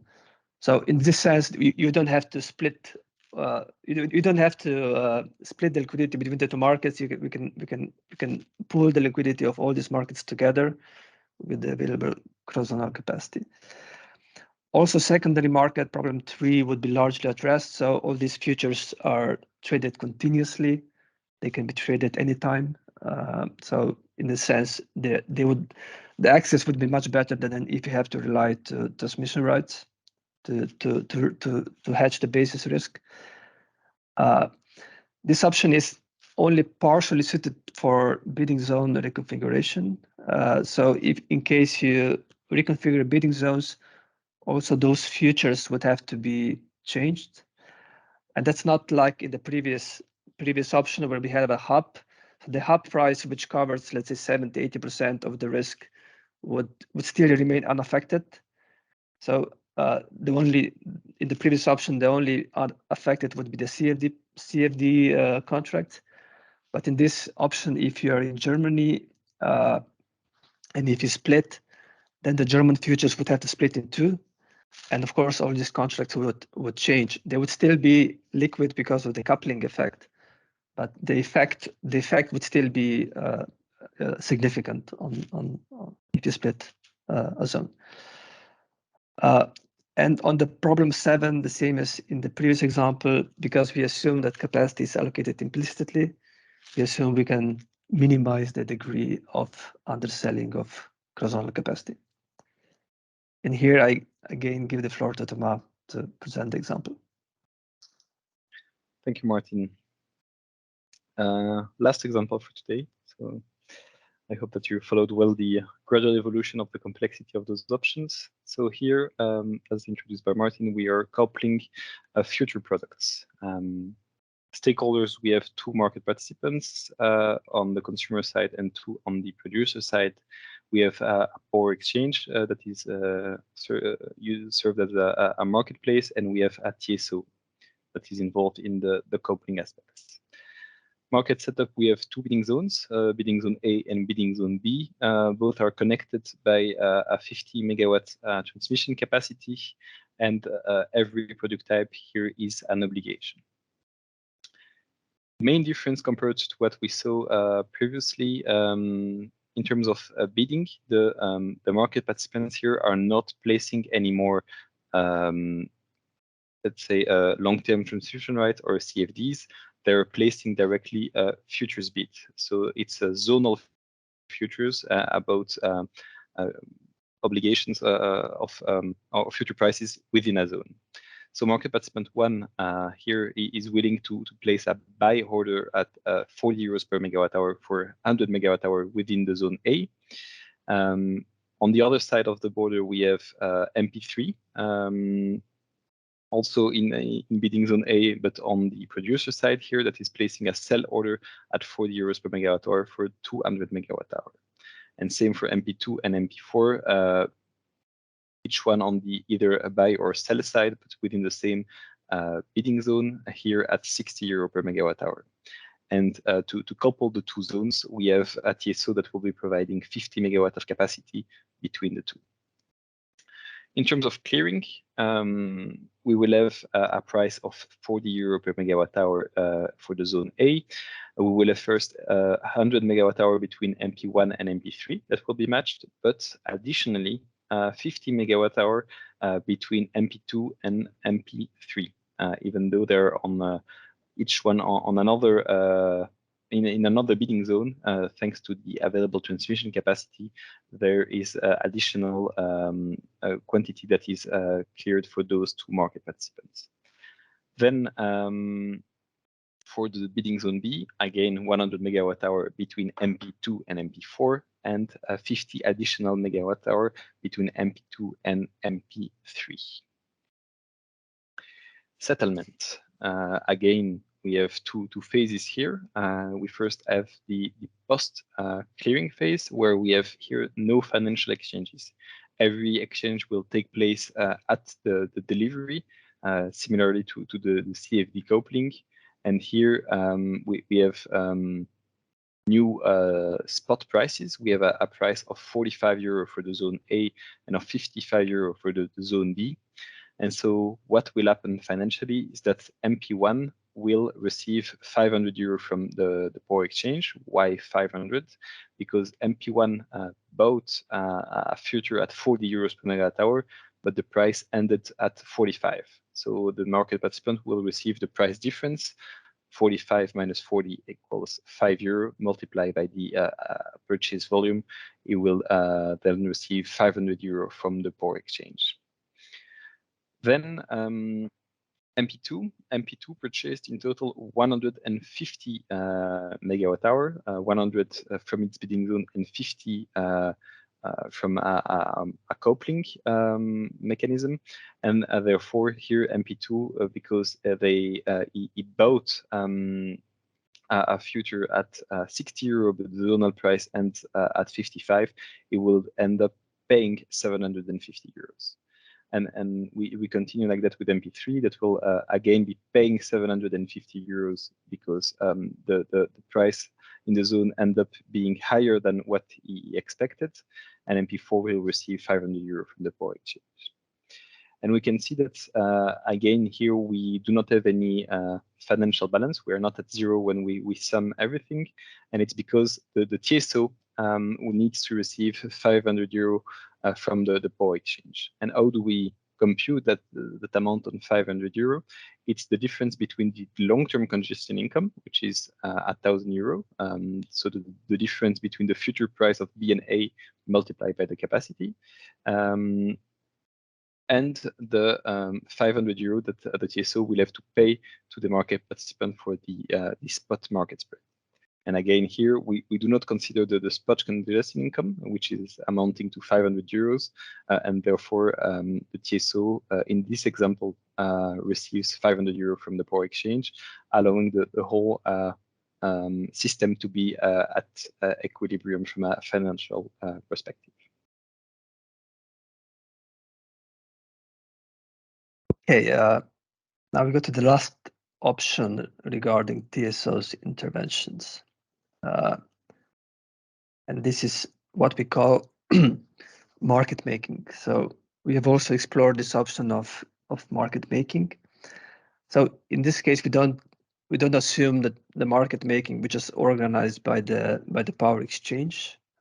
Here we assume a sort of more regulatory type of market making.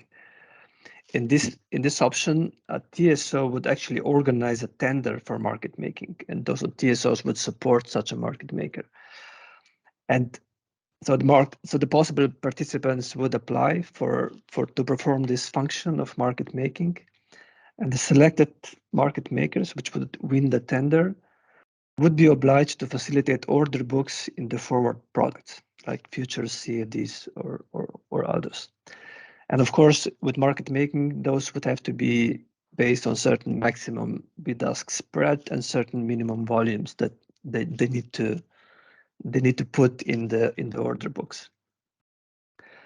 Of course, most likely this participants, market makers, would charge a certain fee for this service because they would incur certain costs, and TSOs would recover those fees via network tariffs. But still, we see that that there is certain risk for TSOs, and the risk can partially be addressed by the outcome of the tendering, but partially it can also remain if depending on the volume of market making. So in the specific example, we see that example without market making, which can have high bid-ask spread, which of course doesn't facilitate liquidity and accessibility in such market. And then this market maker would be obliged to facilitate order books in specific direction, And this means concretely just to insert, to put additional bits to reduce the bid-ask spread in certain direction. And this would then enable more accessibility, more liquidity for in this type of market. So in terms of evaluation, we see that this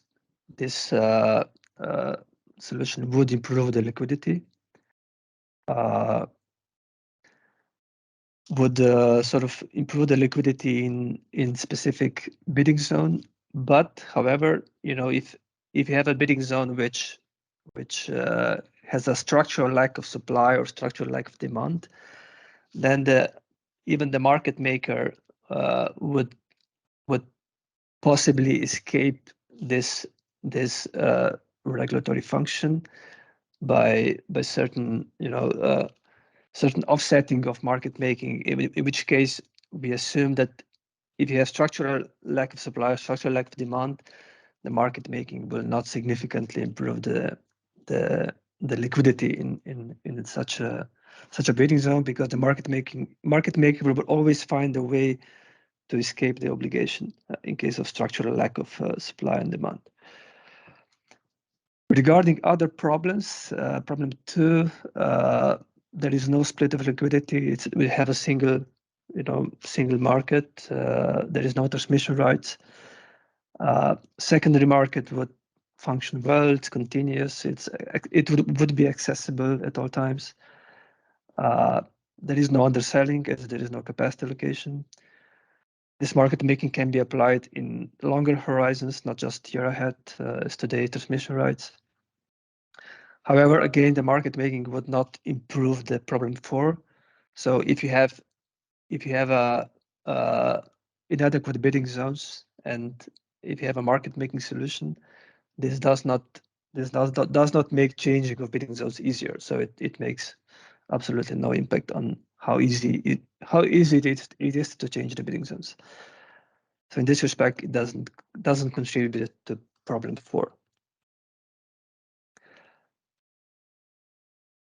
This was about the market making, and then I would close this section by short evaluation of these 7 options we just described in the session 2.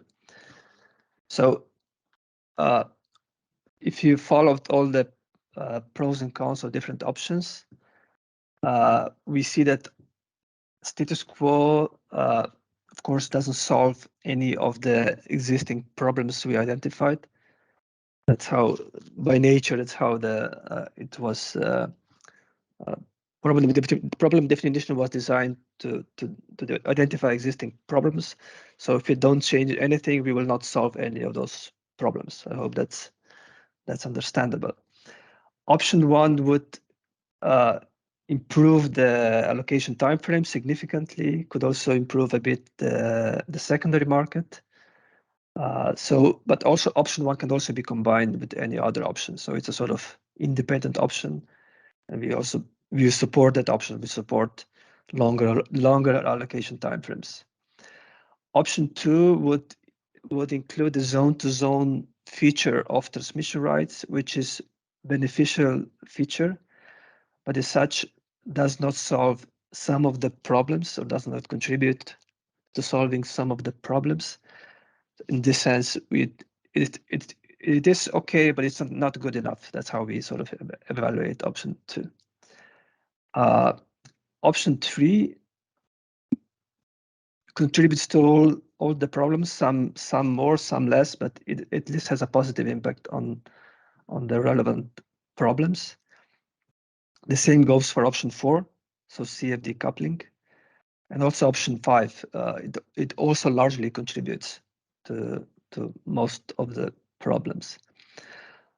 Option 6, we say it's a good individual measure to target liquidity concerns in specific bidding zone, but in the sense it will not be able to solve structural lack of supply if certain bidding zone only exports, has low demand, or a certain bidding zone only imports, or has a structural lack of supply. This option will not address this issue.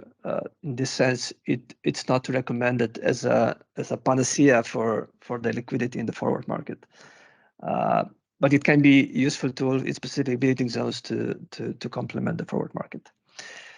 In this sense, we currently see as preferred policy options. So option 1, to increase allocation timeframes up to 3 years ahead with more auctions and more frequent auctions. And with regard to the market design, we see that options 3, 4, and 5 are largely okay in terms of how they are able to address the problems. Of course, we didn't decide yet on which option. That's why we have this consultation. We want to hear your feedback. We will continue evaluation after the consultation ends, after we receive your feedback. And then, if we see that one of them is able to address most of the problems and does not create unreasonable outcomes, then we might recommend one of these options. But of course, I have to emphasize everything is still open depending on the feedback we receive. In this sense, I would stop here this session and open the floor for Q&A session. Yes, thank you, Martin. So we have a lot of questions. I would just start from the top, which are a number of high-scoring questions. Maybe indeed to start with this, well, I think very general question Christian Bear asked on what the objective of the exercise is, whether it's optimizing FCA or improving forward market liquidity. And then he states that if it's the latter, then all the market design elements should be considered. But maybe you want to answer that. Yeah, so it's indeed to optimize or to improve the forward market functioning, liquidity, accessibility. But in the way how to do that, we see mostly improving the FCA part. So indeed there were other suggestions like improving market structure, or tackle the collaterals. But in this area, so we see our hands are quite tight. In other interventions, our hands are quite tight, unless you find something else we could do.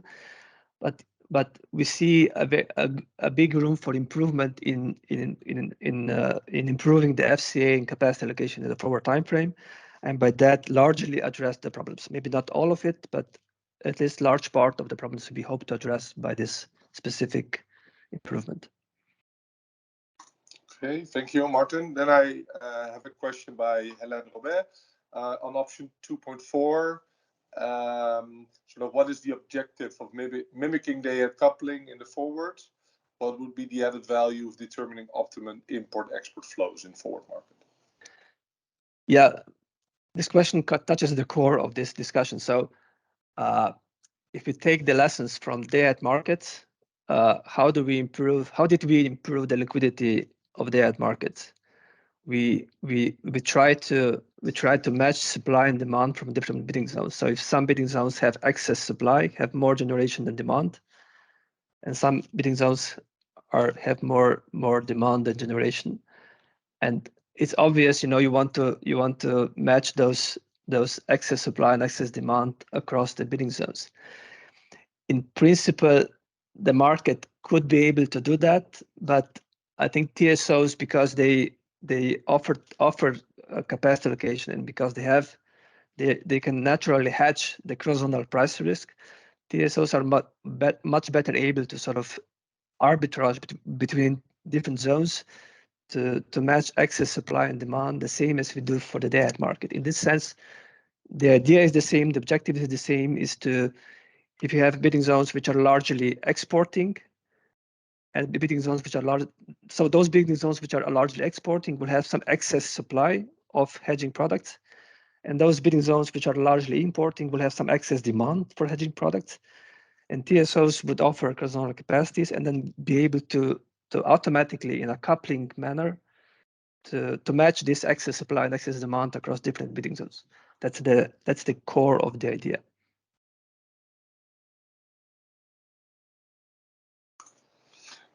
Thank you, Martin. I hope you can still hear me. I have a next question by Paul. And the question is, did you consider that market parties can and will start to trade CFDs or EPADs if there's a need for such trade, so without regulatory intervention?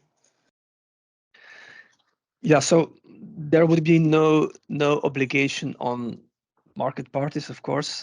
They trade what they need. So the only intervention from our side, depending, of course, on different options, is that TSOs will allocate capacities in a specific way. And this would, because TSOs can naturally hedge cross-channel price risk, this would direct the liquidity in certain directions. But we will not mandate anyone, neither the PXs nor the participants, to offer or to trade in certain specific products.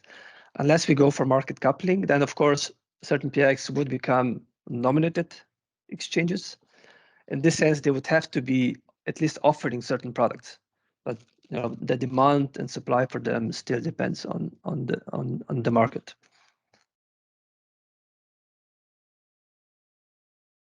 Okay, thanks. I have another question. This is on option 2.4. Whether you need a zone to hub model from option 4 is similar to the Nordic forward market model.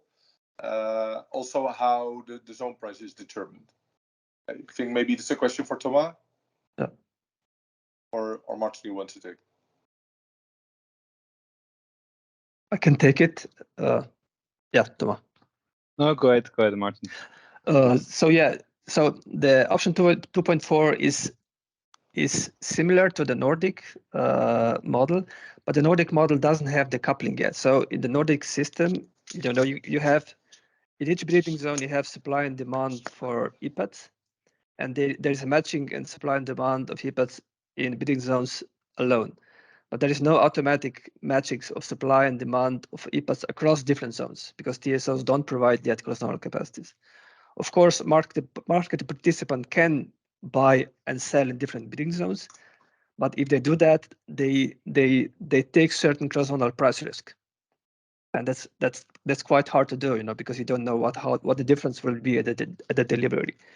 In our option with the coupling, this cross-nodal price risk is taken on board by TSOs, because TSOs will hedge this cross-nodal price risk with the day-ahead capacity allocation and with the congestion income they receive in day-ahead.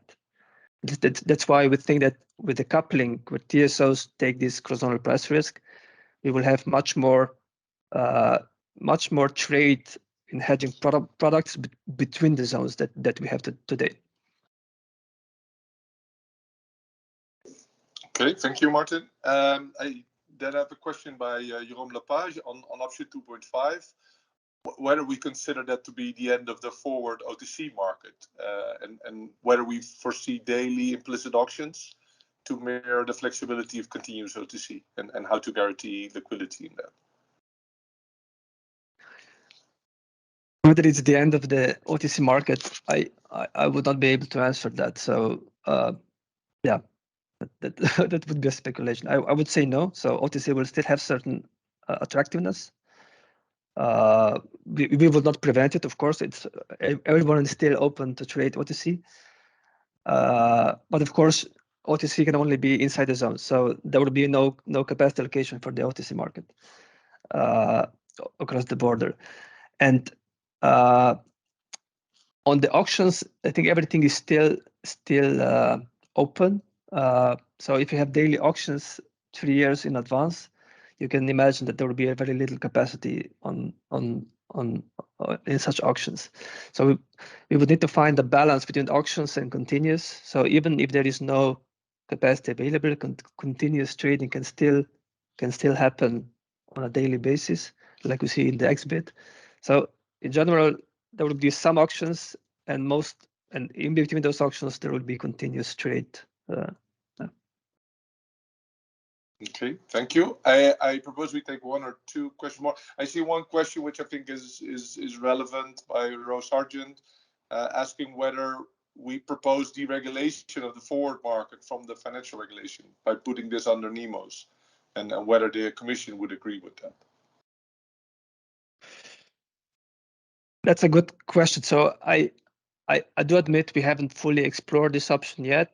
The preliminary understanding we have is that we would just complement. We would not take away the responsibility of the financial regulation to monitor and oversee the financial markets.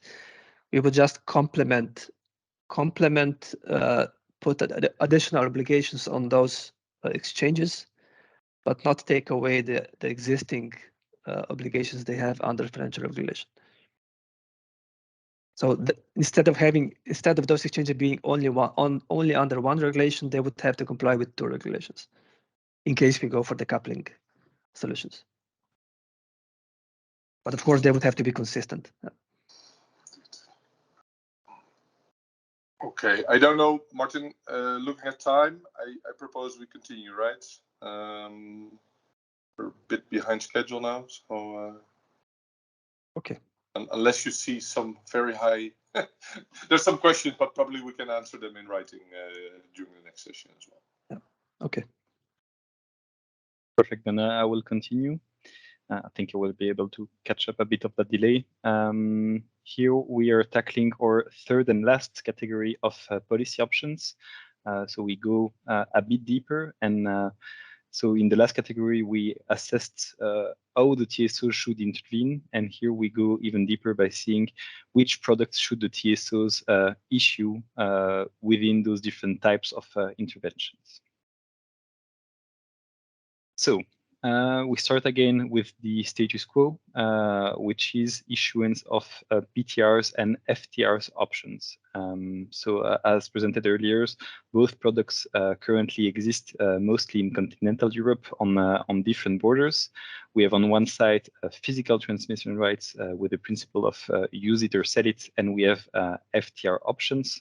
And we notice also in practice that Btrs often do not rely on their physical assets or physical quality and become or are used as financial products. So currently what we have in terms of firmness regime is that we have a full firmness in the sense that when buying a Btr or an Ftr product, the market participant is entitled to receive the price difference between the two zones he was hedging for, independently on the situation in the day-ahead market. Here I refer to the potential decoupling cases that could occur. In case of decoupling today, a market participant is still entitled to receive the price difference between the zones, which is sometimes higher than what it would have been under a normal coupling scenario, and is therefore independent on whether there is a decoupling or not. We know that this optionality is appreciated by some market participants due to the flexibility provided them. In case the financial flow is supposed to be negative, the market participant has the choice to activate or not that option, but we consider that options are not well compatible with the main products of the forward energy markets, the futures. Therefore, they are not supporting the secondary market very well, and we show that with an example. If we have options, we cannot combine a future and a financial transmission right product to have another future, which would be the case if it was an obligation instead of an option. So again, looking at the problem solving regarding our problem 6 of the one-sided hedge that the LTTRs are currently providing, we are not tackling that problem at all. We then move toward option 3.1, which would be physical and financial transmission rights with a reduced firmness.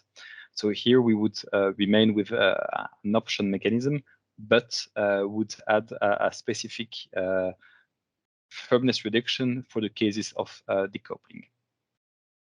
In such cases, the remuneration would be based on the price of the shadow auctions, the fallback auctions that are organized in case of decoupling, and would significantly reduce the LTTR's firmness. So even though from a financial adequacy for the TSOs, this is an option that is solving that problem of decoupling, for the market participants, it's worsening the current hedging opportunity situation. Because if NRAs conclude that hedging opportunities in the market are inadequate, we would not want to go in the direction of worsening it by offering tools that are not firm and not providing a proper hedge. So we consider that with regards to the problem 6 here, we are even worsening it rather than improving it. And then we move to our last policy option regarding the products, which is to go for FTR obligations. And so compared to the existing situation, we can divide the proposal in 2 main changes. The removal of physical transmission rights. The literature is quite unanimous on that topic, that financial transmission rights are a better tool to hedge than physical transmission rights, and we would no longer have options but only obligations, which would provide a 2-sided hedge and remuneration for the market participants, limit the number of products on 1 per border with a single direction, have a bigger compatibility with the energy product of the futures markets, and would be supporting the secondary market. Also, for some options that we supported earlier, such as the zone to hub model, obligations are the only way to go. And so we consider that with regards to the problem 6 of the 1-sided hedge, the switching towards obligations is the only way to go. And I will give the floor back to Martin for the section on the evaluation recommendation.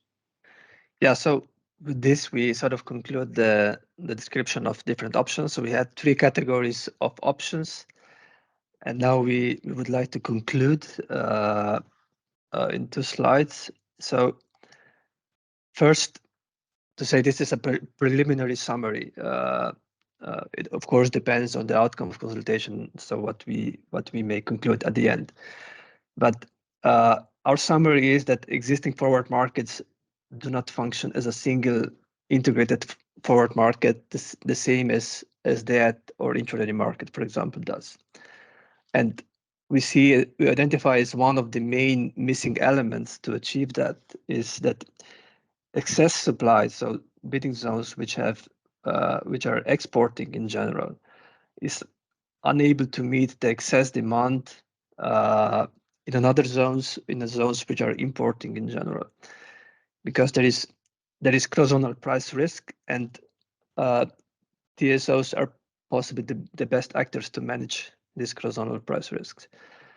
So what we want to achieve is to bridge these national forward markets and integrate them into one single integrated EU forward market.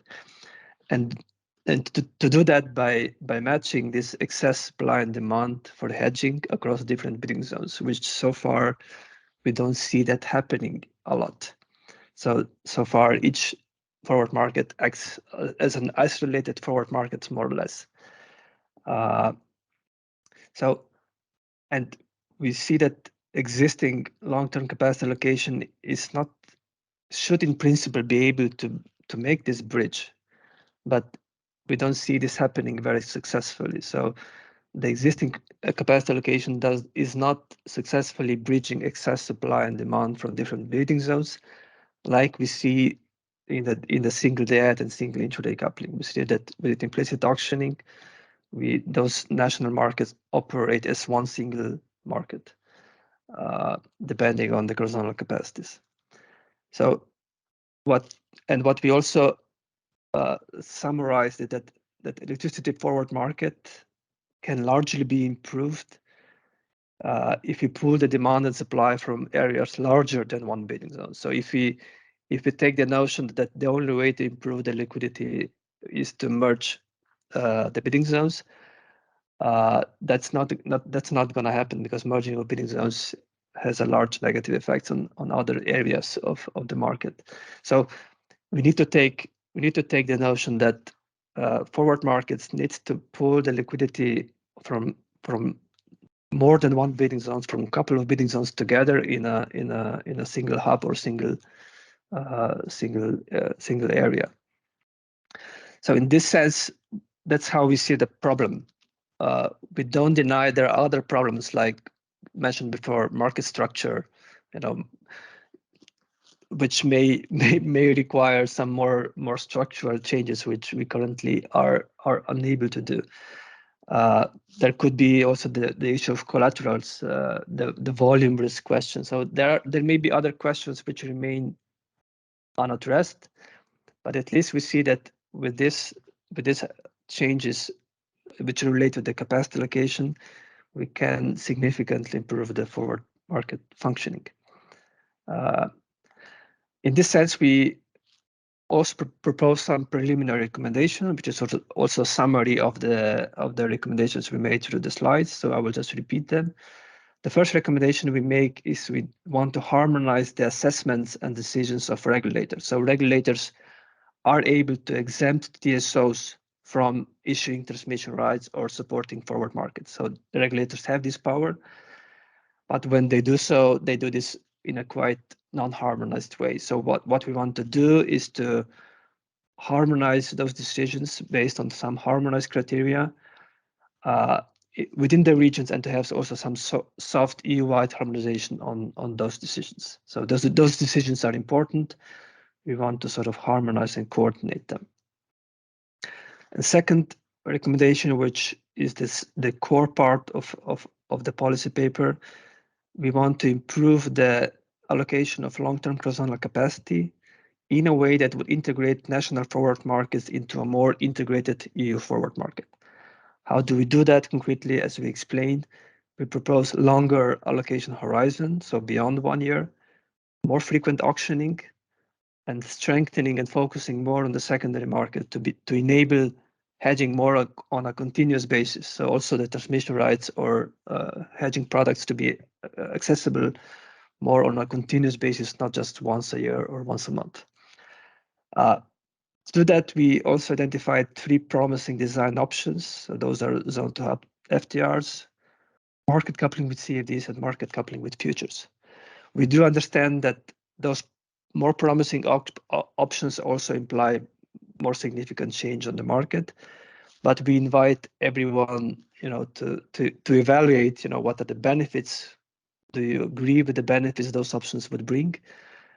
And of course, there will be some costs attached to it, some changes, some transition costs attached to it. So there is no clear winner yet, but at least we invite everybody to evaluate those options. And last recommendation, if TSOs continue to allocate transmission rights, we propose those transmission rights to be allocated in the form of FTR obligations, no longer FTR options or Btrs. This would be the final slide from my side, and from here on, I would give the floor to Matthew for the last Q&A session. Final Q&A.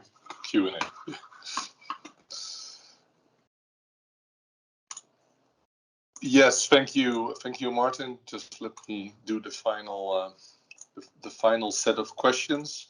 I first have 2 questions on the TSO product. So the presentation by Thomas. First question, and I must say, I think this was already asked a while ago, but I think I matched more the products. Whether exchanges are interested in offering option like or future like FTRs between bidding zones, for which they already offer contracts. It is a bit in between, I think, option 2 and option or session 2 and session 3, but I don't know, Thomas or Martin, you can take that question. I think on the exchange interest, we cannot really answer on whether or not they're currently interested. What we see here is that we are in a category where TSOs are intervening. So we're in a situation where there was an assessment that LTTRs needed to be issued, or at least that an intervention was needed. So it proved, I think, that there is not enough interest by the exchanges. Exchanges products can be done in parallel. As Martin said, we're not forbidding them at any point. But if we are in that category of TSO products, it means that we had this assessment proving that their intervention was needed. Yeah, if I may add, so Indeed. So if exchanges offer, let's say, example, products in Germany, products in France, let's assume they're both liquid.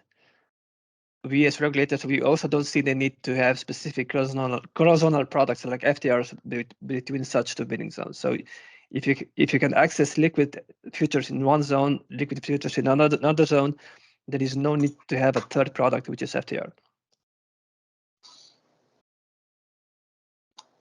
Thank you. And then I think I have a single question, which I think also relates to the products.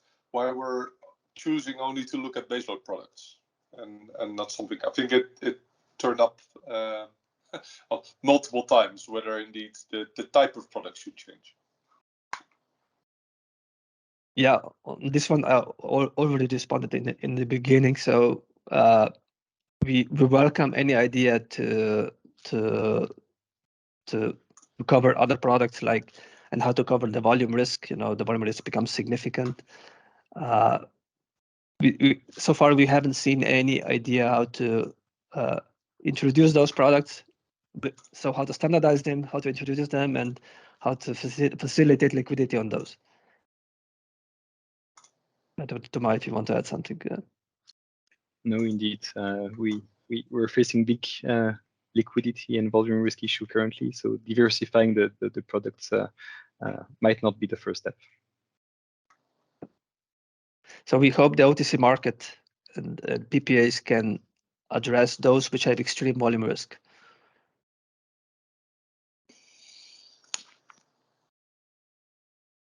Okay, good. Then I move to the evaluation questions on the last part. I will skip the top one. I'll come back to that at the end because I think it's more sort of an offer for follow-up. Maybe first two questions I see on the need for forward market to be integrated if the underlying spot markets are given the cross-border trading target and 70%. Matthew, could you indicate the name of the who asked the question? Yeah, Robert Gersdorf has the question. It's the second one. But I see they're all not voted. They all have zeros. So I'm just starting from the top. I don't know what they're, or I think ordered in time probably currently.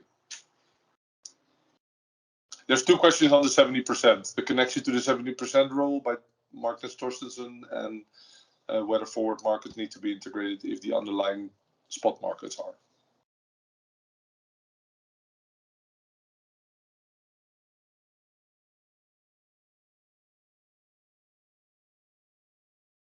Yeah, I would like to read the question because that's what I said. I read it. This okay. is the whole question. So do forward market actually need to be integrated if the underlying spot markets are? Also given max cross-border trading /70%. Okay. Yeah, here, well, we would consider that day-ahead markets are integrated, even though we don't achieve yet 70%. But you know, the spot markets largely, so day-ahead intraday markets largely operated as one single market, and what we see is the missing gap in the forward market. So in this sense, I would tend to say that day-ahead markets are integrated already. Okay, thank you. Then I hope again you can see them. There's not that many questions, but the question from Richard is that no examples have been shown for any alternative being based on flow-based. Can you add some examples of that ahead of the consultation?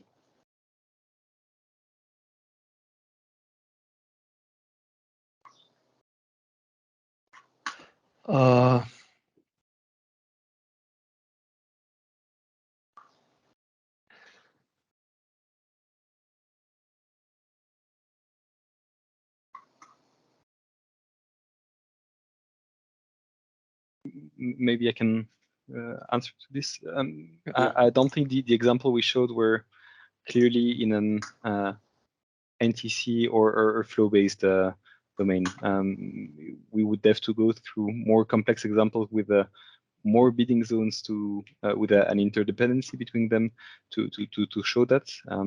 That was not the intention, but this is something on which we can work.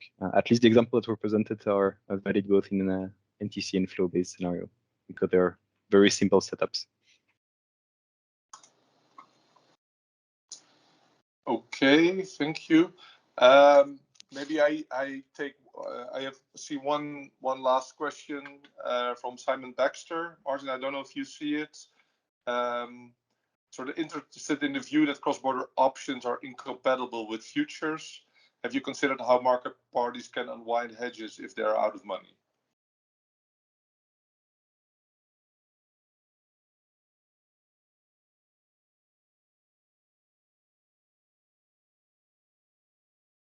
Mark, can you help me on this one?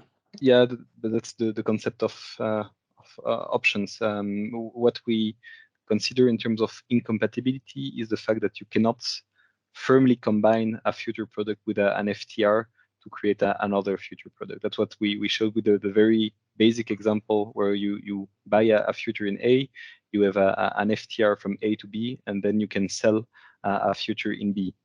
So that's the combination functionality we lack with the FTR options that is available with obligations. But that's the whole concept of options. MPs can unwind hedges if they're out of money.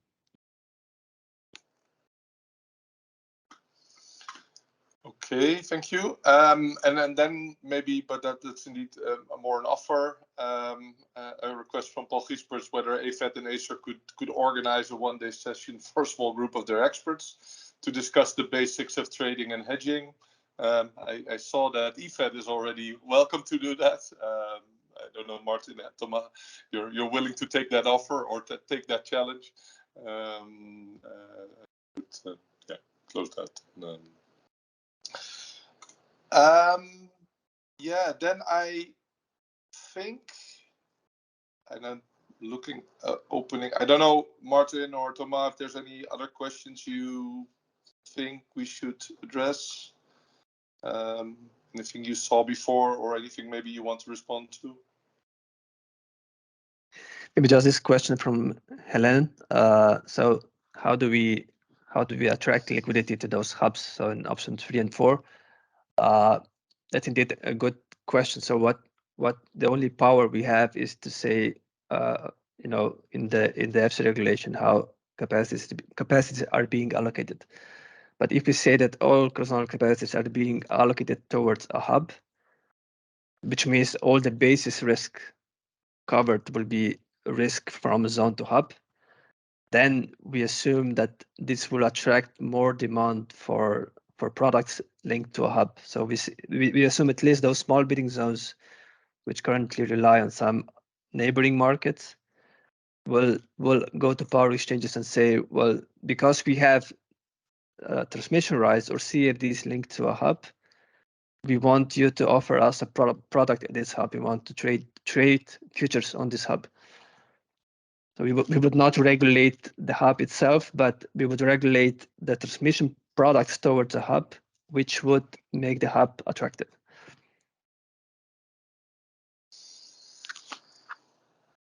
Okay, good.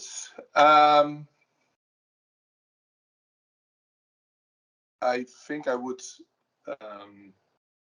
close the Q&A for now and maybe move to the final part. I don't know if you can switch to the next slide because I can't.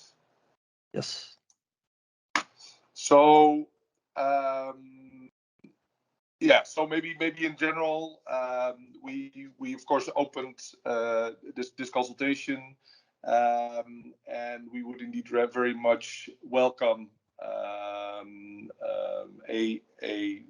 well, your input and comments and concrete proposals on the policy paper. Of course, all those responses will be published afterwards and indeed be evaluated by the team. For now, we would like to close the workshop with a with a short poll towards the attendance. indeed with a number of questions. Maybe you can switch to the next slide, and I will start the poll. So the poll started in the Slido, so you can answer, and it's indeed basically starting with the first question. Whether you agree with the identified problems of the existing forward markets in the EU.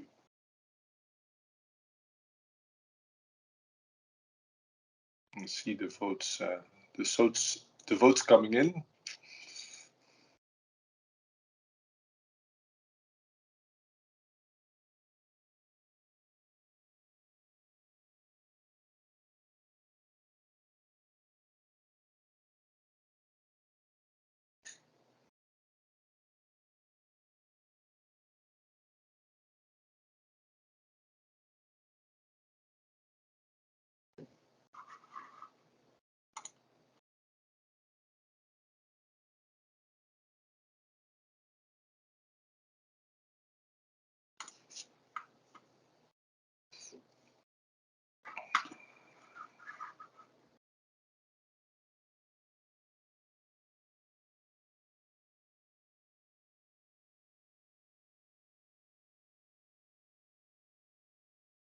See, we're somewhat stabilizing in terms of answers, so I would stop the first and indeed move to the second question.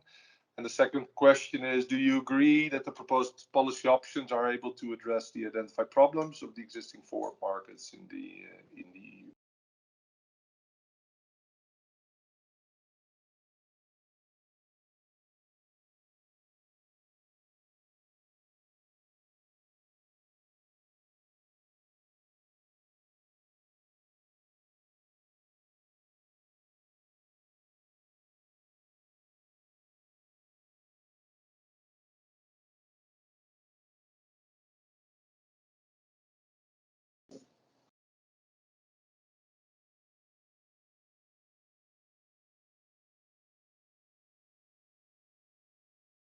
So I think we're, see, before we had 55 participants, and I think we're there.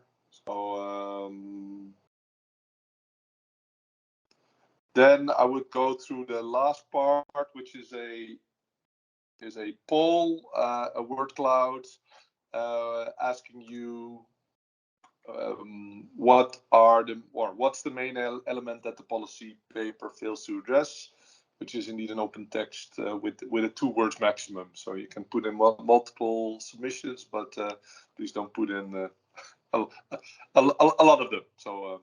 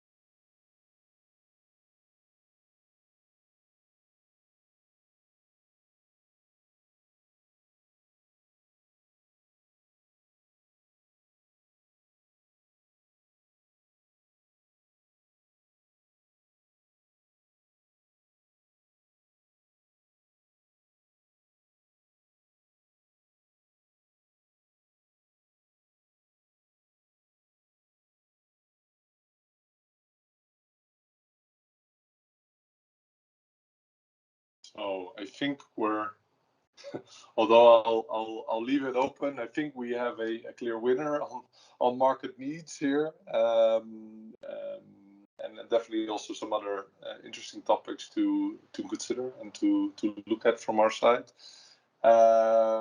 So thank you for your input. Thank you for your participation also today. I hope the workshop helped in well, sort of getting a more clear understanding of the forward market paper we're having under consultation. We hope you can well, sort of contribute to it and provide your feedback. I would thank Martin and Thomas for the preparation and the good running of the workshop today. Indeed, trying to answer a lot of the questions that were around. Of course, we're also available for any bilateral calls if you see the need for it. So please let us know. So after I close the workshop, I will start a final survey poll in the Slido. I would really kindly ask you to fill this. This is just on how we run the workshops and whether it's sort of met your needs and expectations. Yeah, please have a look. It's at the same place as where you just did the previous poll, and we'll be able to fill it in after we close it. So thank you for now. Thank you, Thomas, Martin, and I wish you all a very nice day. Thank you. Thank you very much.